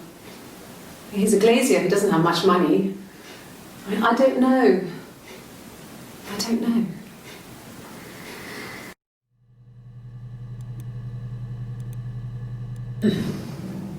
Yes. The first time we saw each other, it was strange. We both realised at the same moment, I think. We must have seen each other before, but there was this instant when we first realised it wasn't a reflection. The reflection was staring back. I think I was 5. It was my birthday. My reflection was wearing a party hat and waving. I knew what party hats were from books. And it suddenly occurred to me, today must be my birthday. I waved back and we just spent ages waving at each other and sort of copying each other's movements.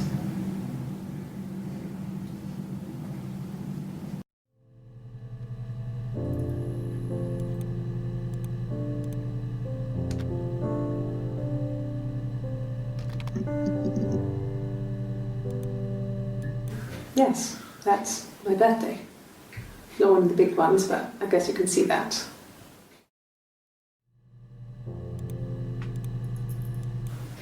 It was my birthday, like you said. We were going to have a meal at home. We had our meal. He gave me his present. I guess I didn't like the present.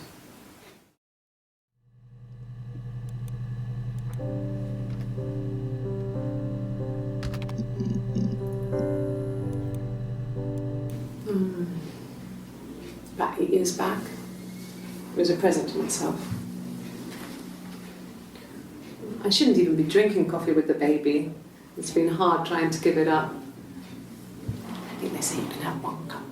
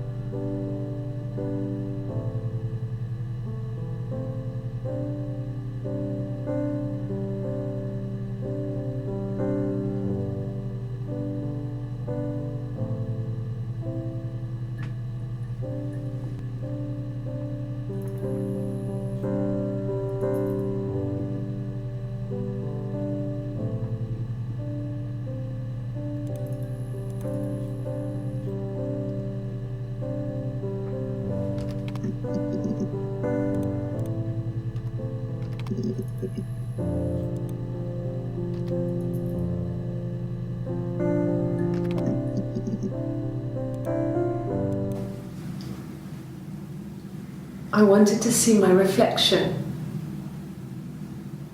I thought that if I touched her, something would happen. We would become one girl. The fairy tale was over, the witch was dead, and I'd be restored to my rightful place.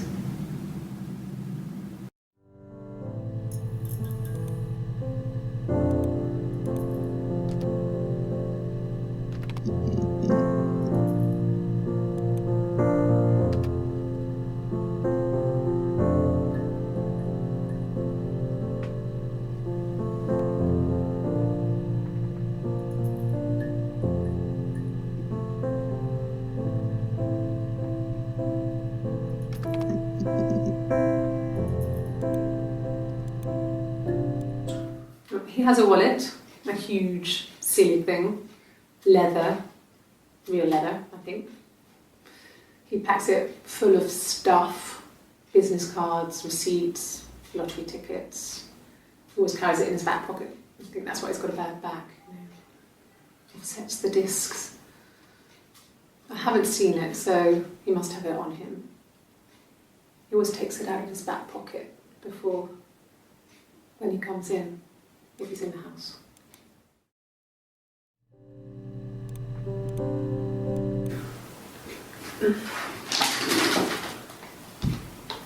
Yes, this is it. He made it himself. It's a special one-off. He made it and decorated it. That's his thing. Where did you find it?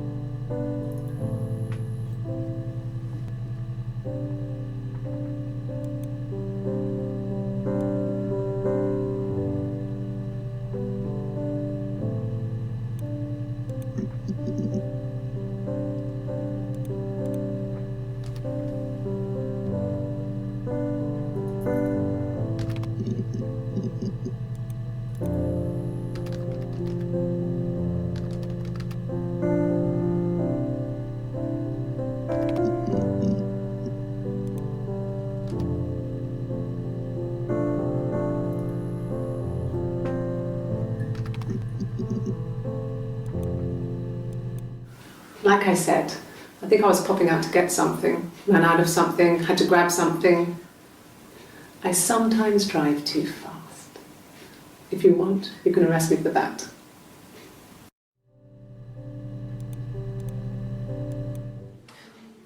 For fuck's sake. Can I leave? Are you going to arrest me? No. They'd laugh you out of the building.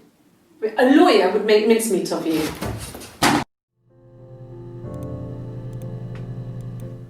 Are you arresting me? No.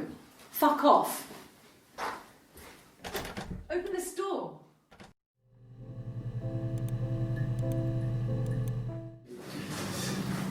This is a nice of them.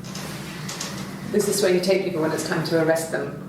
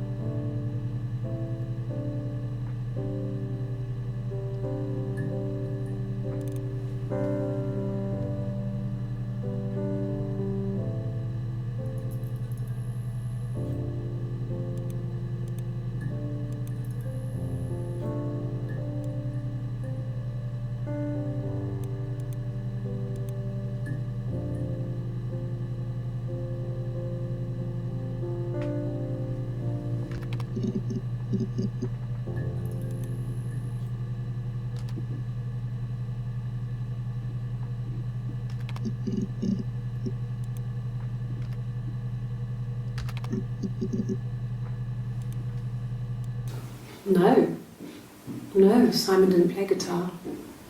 He wasn't very musical. He liked to listen, but he was tone deaf.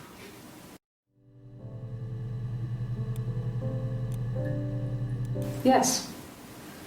Yeah, it's my guitar.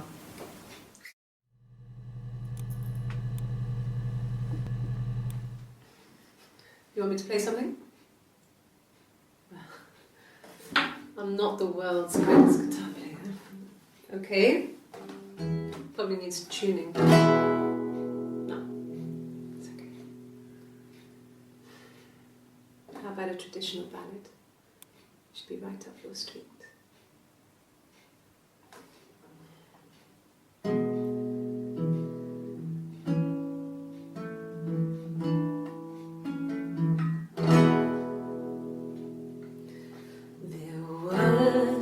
Sisters came walking by the sea. Oh, the wind and the rain. The eldest one pushed the other one in.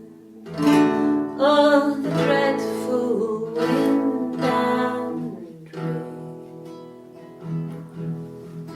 See, they both had a love for the captain's son. Oh, the wind and the rain, but he only cared for the youngest one. Oh, the dreadful wind and rain. Oh, the eldest envied her sister fair. Oh, the wind and the rain, with a pretty little face and her long blonde hair. Oh, the dreadful wind and rain. So she pushed her in and held her down. Oh, the wind and the rain watched her as she slowly drowned. Oh, the dreadful wind and rain. Oh, she floated up and she floated down. Oh, the wind and the rain floated till a ship came by. Oh, the dreadful wind and rain. Out comes the captain's son. Oh, the wind and the rain. Father dear, here swims and swan. Oh, the dreadful wind and rain. And then it gets really weird, so I think that's a good place to stop.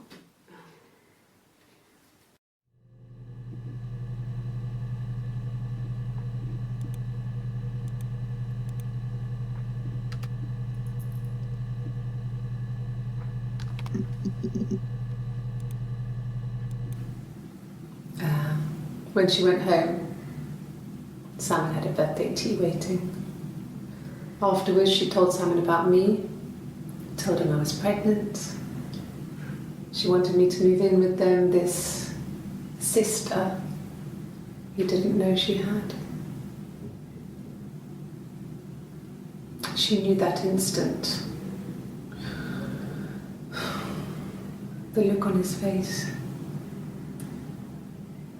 She knew.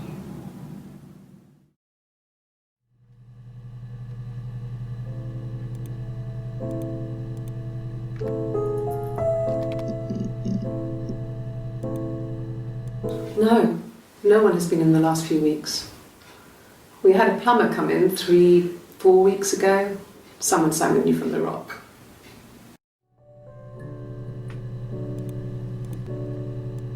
No. I've had enough coffee for today, thanks. Glass of water.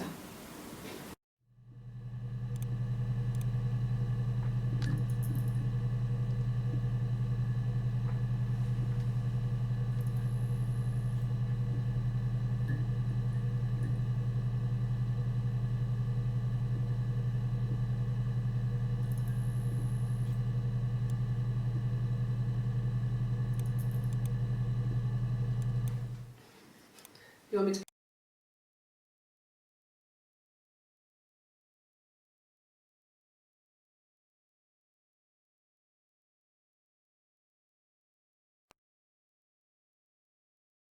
Haunted.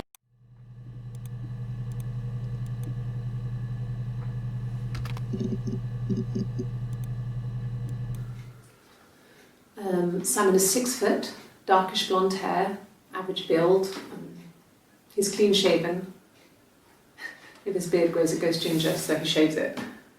I mean, not that there's anything wrong with ginger hair. And bought a photo. They said a spring photo. This was taken last year on holiday in Rome. It's the best one I have.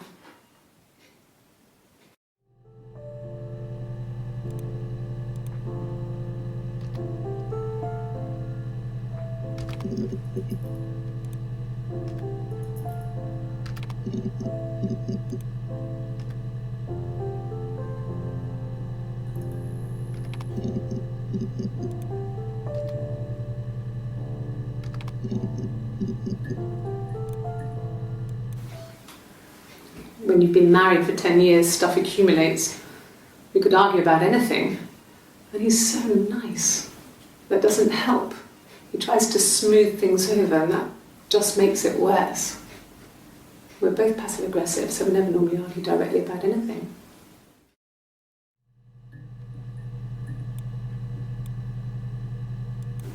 Yeah, we were 17. It was a nice wedding, people said. Simon looked very handsome in the photos. His parents paid for everything, but he's an only child, so it was important to them. It was what they called a shotgun wedding, but if you looked at the photos, you couldn't tell. The dress was beautiful. It looked like Princess Diana's. The training wasn't quite as long, though. There's a great photo of the bridesmaid helping to carry it out of the car.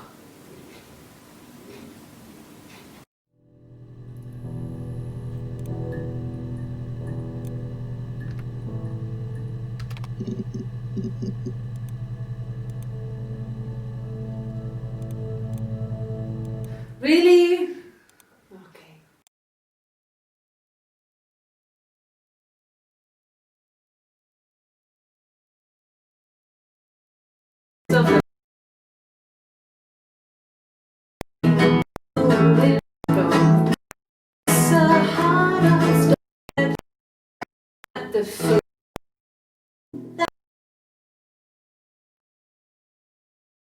Used as evidence against you.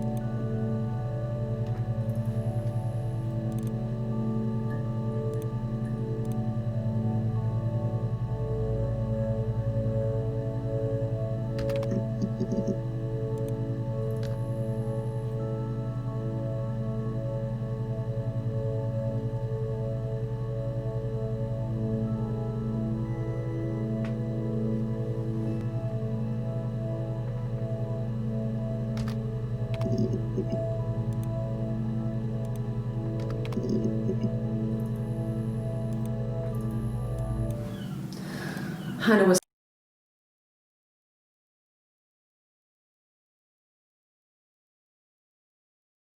I let the board had said it was first. That's what that one.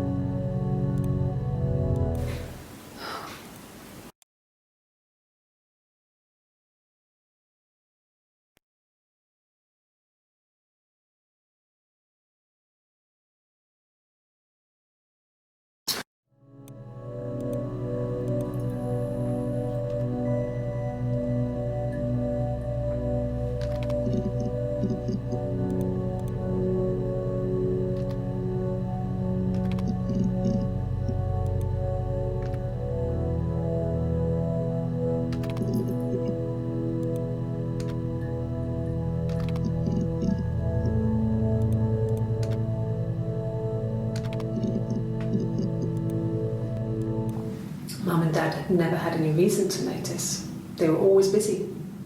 If Hannah was eating a lot, they didn't mind. She didn't put on any weight. That girl has a healthy appetite. If they heard us talking in the attic, they just thought it was Hannah playing one of her games, and that Eve was our imaginary friend. Once, she was already up and dressed and ready to go to school, and I snuck down for a piss. Mum saw me in my underwear, she went mad. Get dressed this instant! So I ducked into our bedroom, and seconds later, out came Hannah, dressed and ready. My mum was amazed.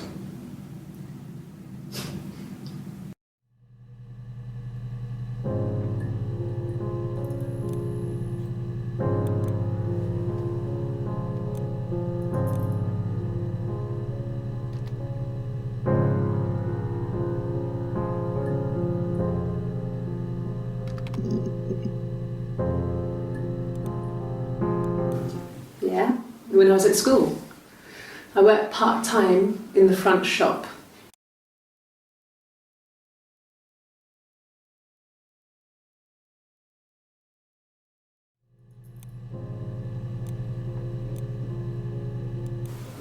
Okay.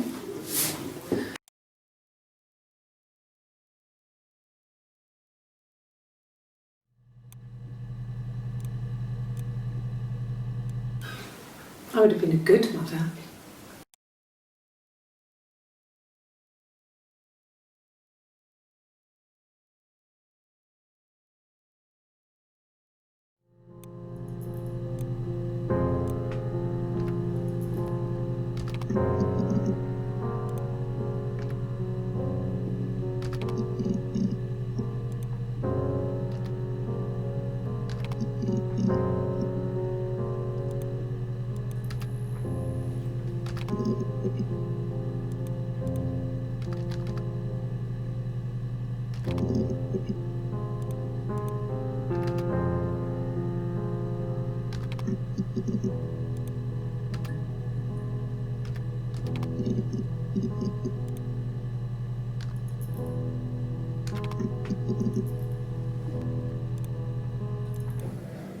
My name. That was the only question I failed. Your lie detector works.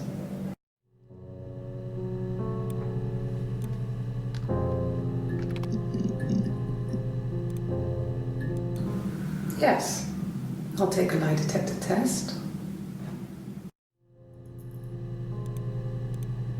I've never taken a lie detector test before. Does it really work?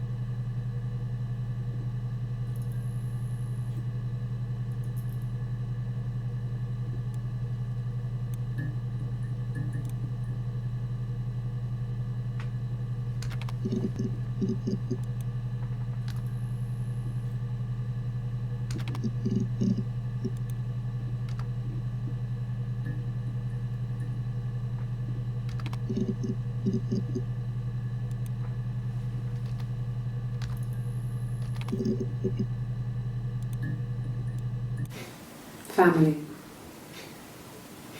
So, Carl fucked off, and then there were other boys here and there, and then Simon.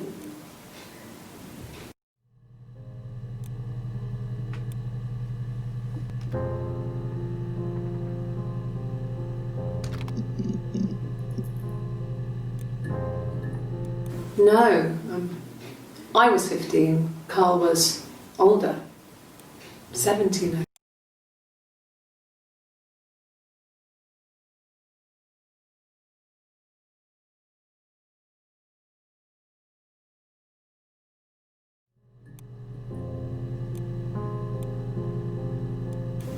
I wouldn't say that.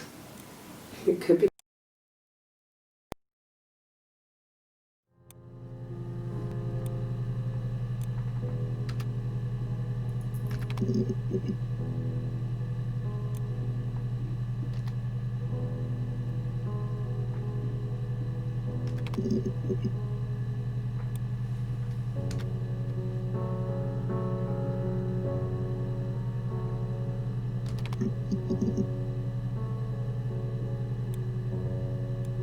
Sure, I think. I do all the bills and paperwork and handle all the money stuff, so it should be easy for me to find. Do you want them dropped off to you?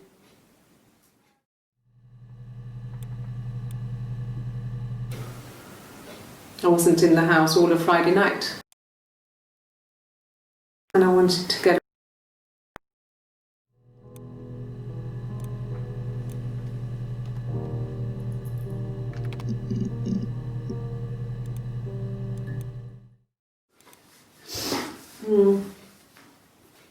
I left the next day.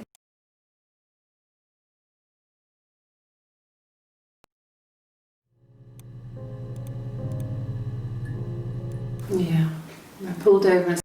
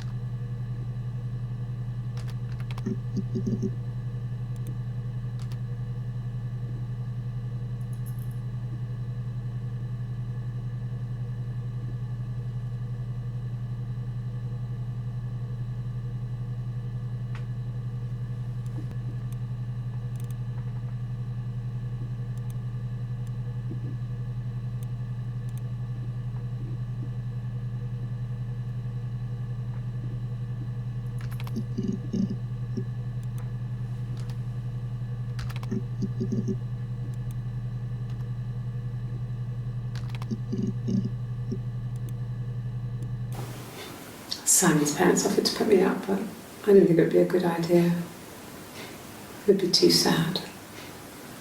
Not right now. I'm staying at a friend's.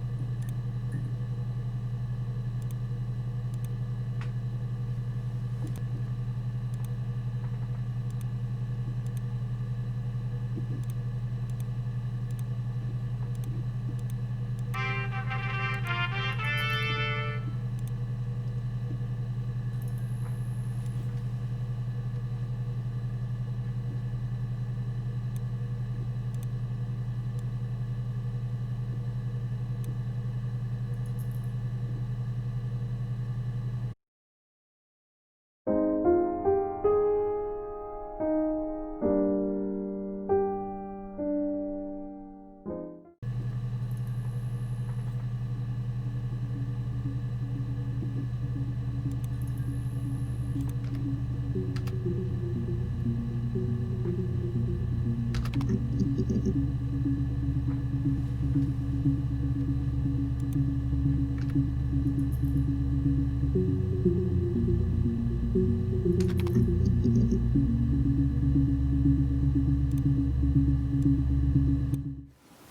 it's okay. The other detective has just gone to get me mum.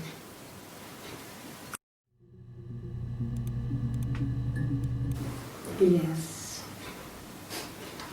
It was a shock to him. I mean, we never thought it was possible.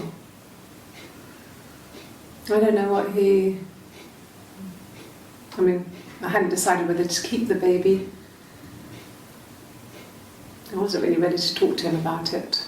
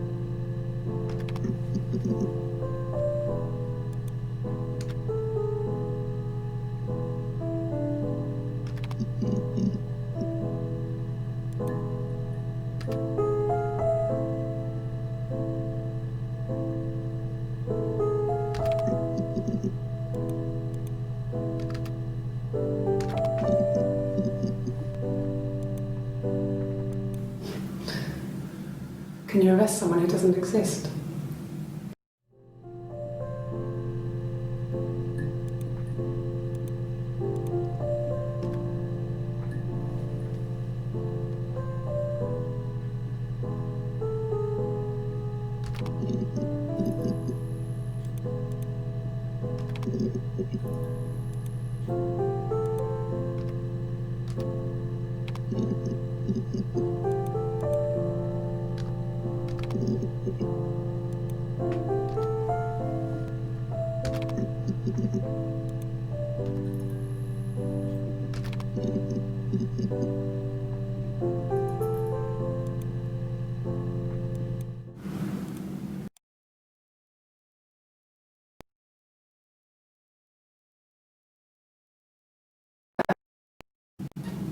Mother and I had books. I wanted to books.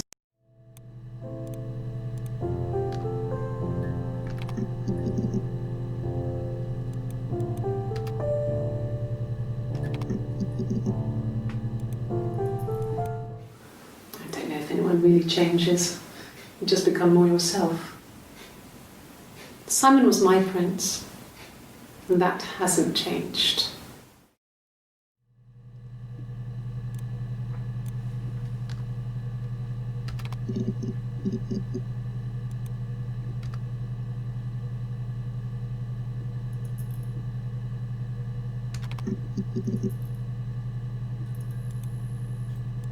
Yes, like a story, a beginning, a middle, and an end.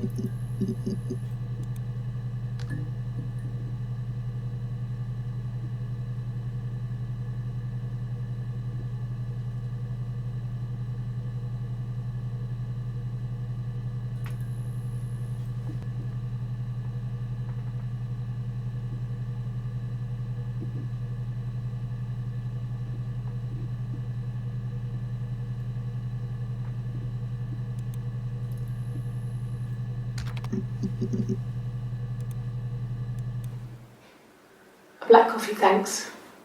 No sugar. I'm sweet enough as it is.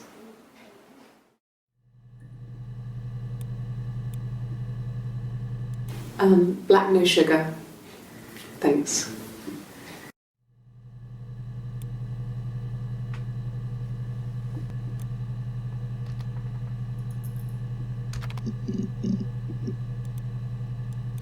Oh, tastes fine to me. As long as it's black and strong, I'm good.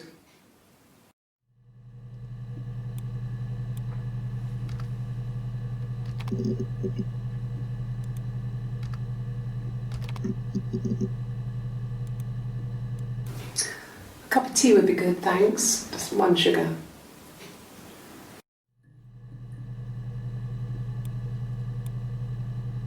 Just the 1 sugar. Thanks.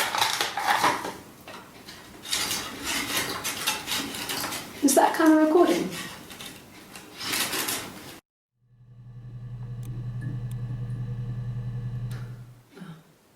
Coffee, I guess. Milk and sugar.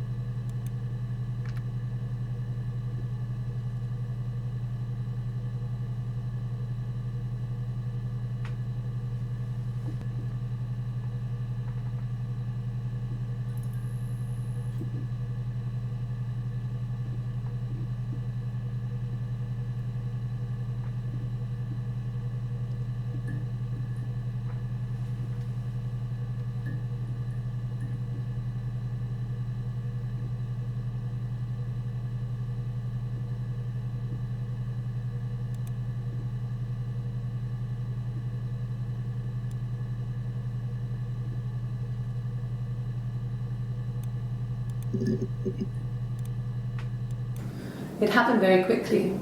We hardly had to talk to each other. We agreed almost silently. The baby was what mattered. We'd help each other. We cleaned up. We bagged up the broken mirror, her clothes. They're gone. We took him down to the cellar. We knew we had an alibi, and we wanted the body to be found later. We wanted to have suspicion on us so we could then disprove it rather than have it linger. Better to keep the body in the house than risk being seen with it. The watch, that was my touch to make sure the alibi.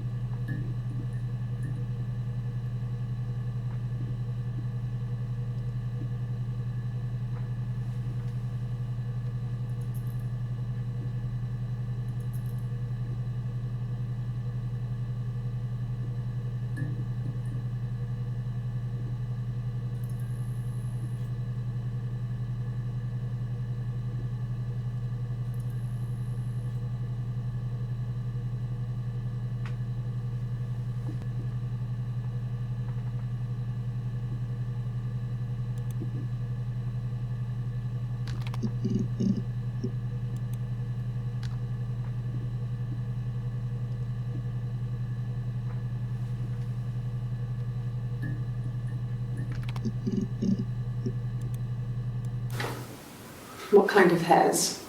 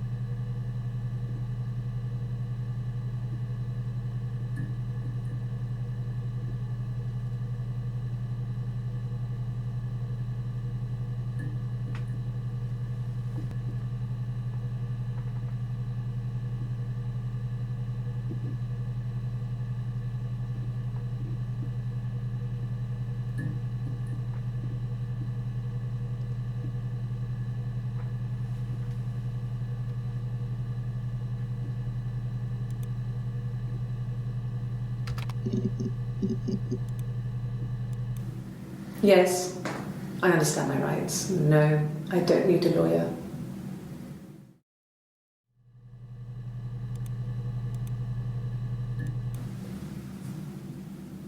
I'd like to speak to a lawyer now. Please. You have no murder weapon. You have nothing. And all these stories we've been telling each other, just that. Stories.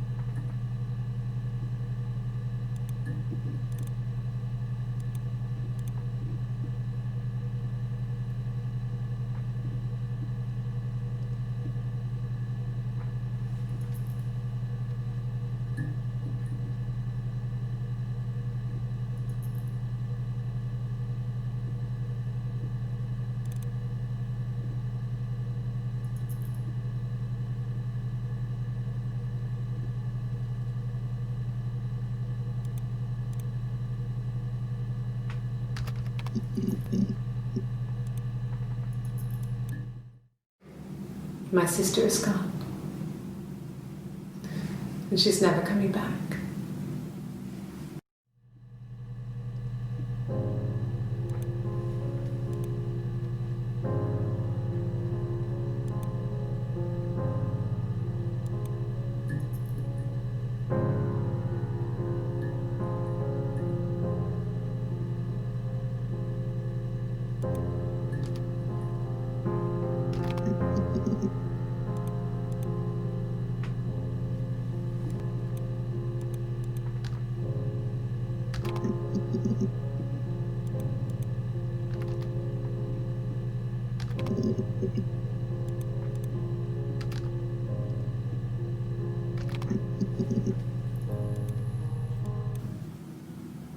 She was sat behind him.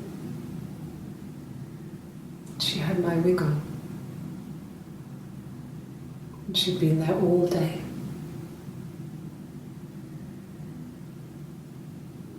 And she had blood on her.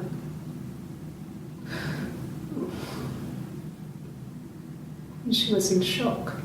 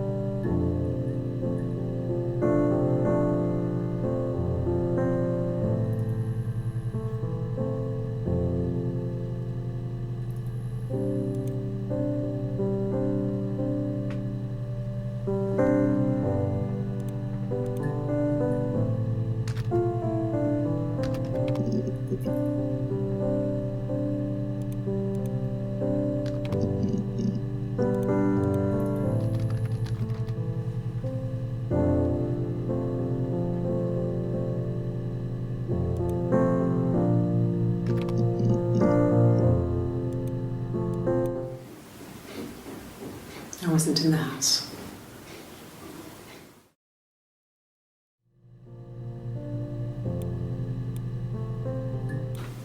I think so. I mean, to get into our garden, we'd have to climb through other gardens.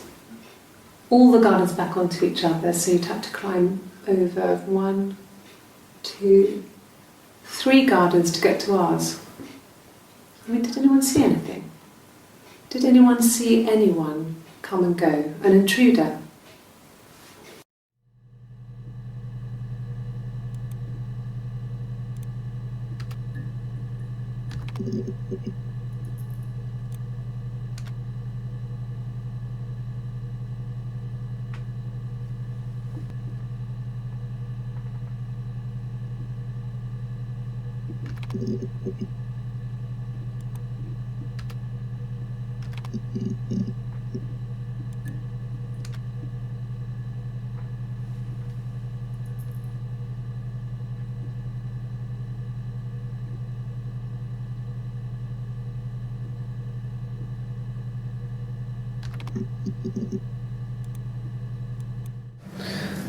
I can take the stuff off now.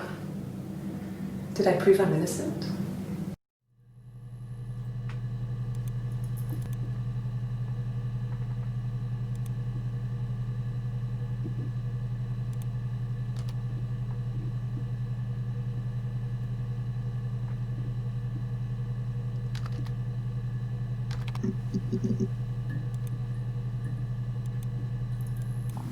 Mum and Dad had never had any. Get dressed.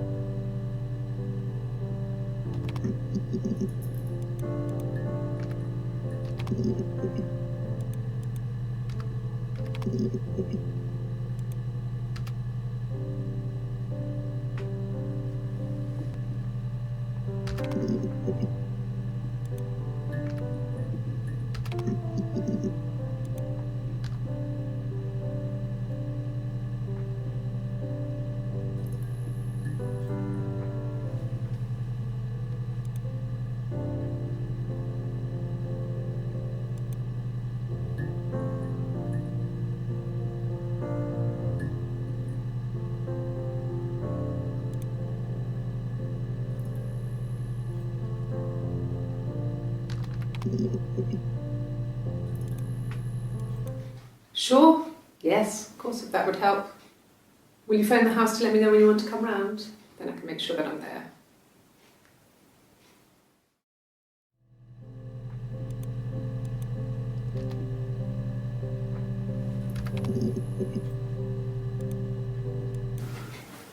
I guess you could call it that, but we were both happy to get married. It was a beautiful wedding. We had our first dance to Come Back and Stay. I'm not sure if that's a good wedding song, but I loved it. I chose it. I mean, it was genuinely our first dance. We'd never danced together before. It was probably awful to watch, but I enjoyed it. It felt like it was just me and Simon for that moment. Just the two of us.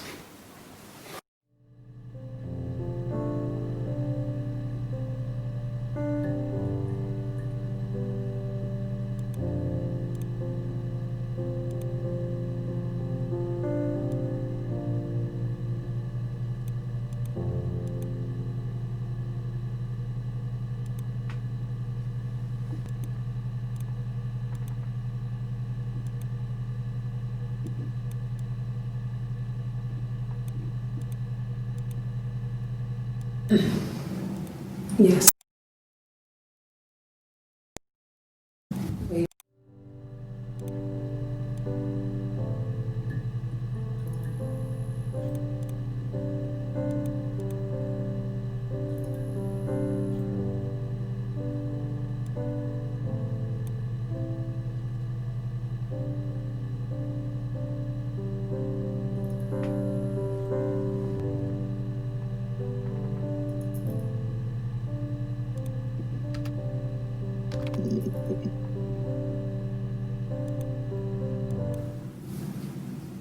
Her story is that she'd waited.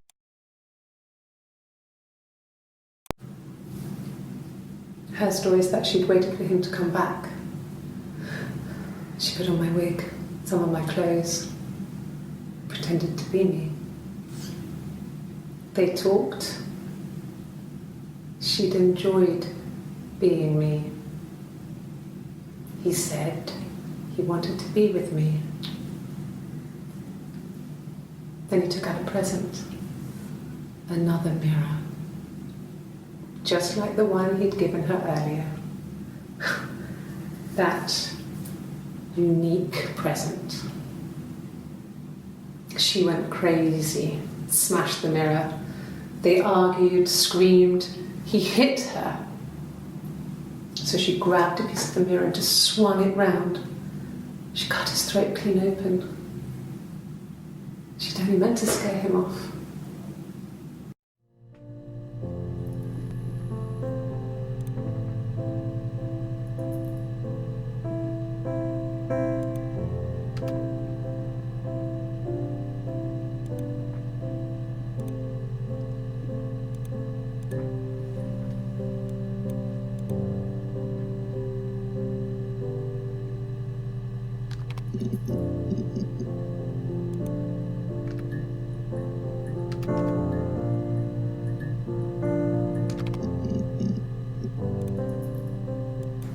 It happened very quickly.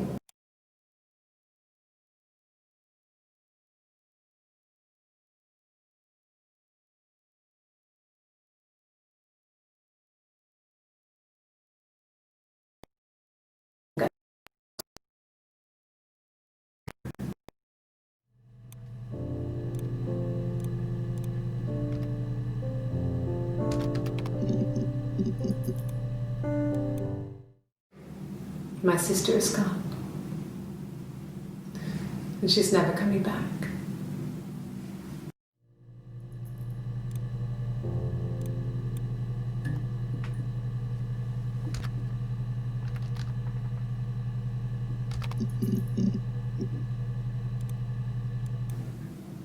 So I moved out.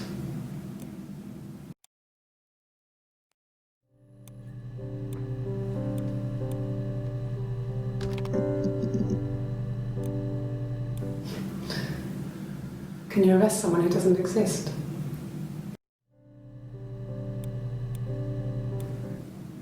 So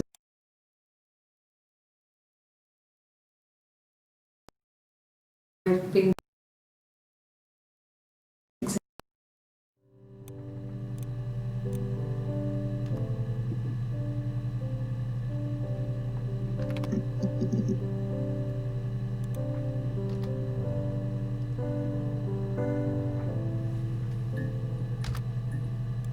a mobile phone? Yeah.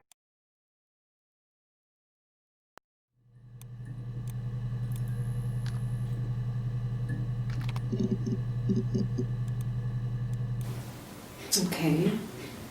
Sounds weird. I'm not great at making up stories.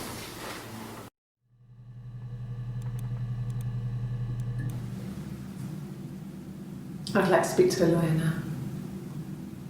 Please. You have no murder weapon. You have nothing. And all these stories we've been telling each other, just that. Stories.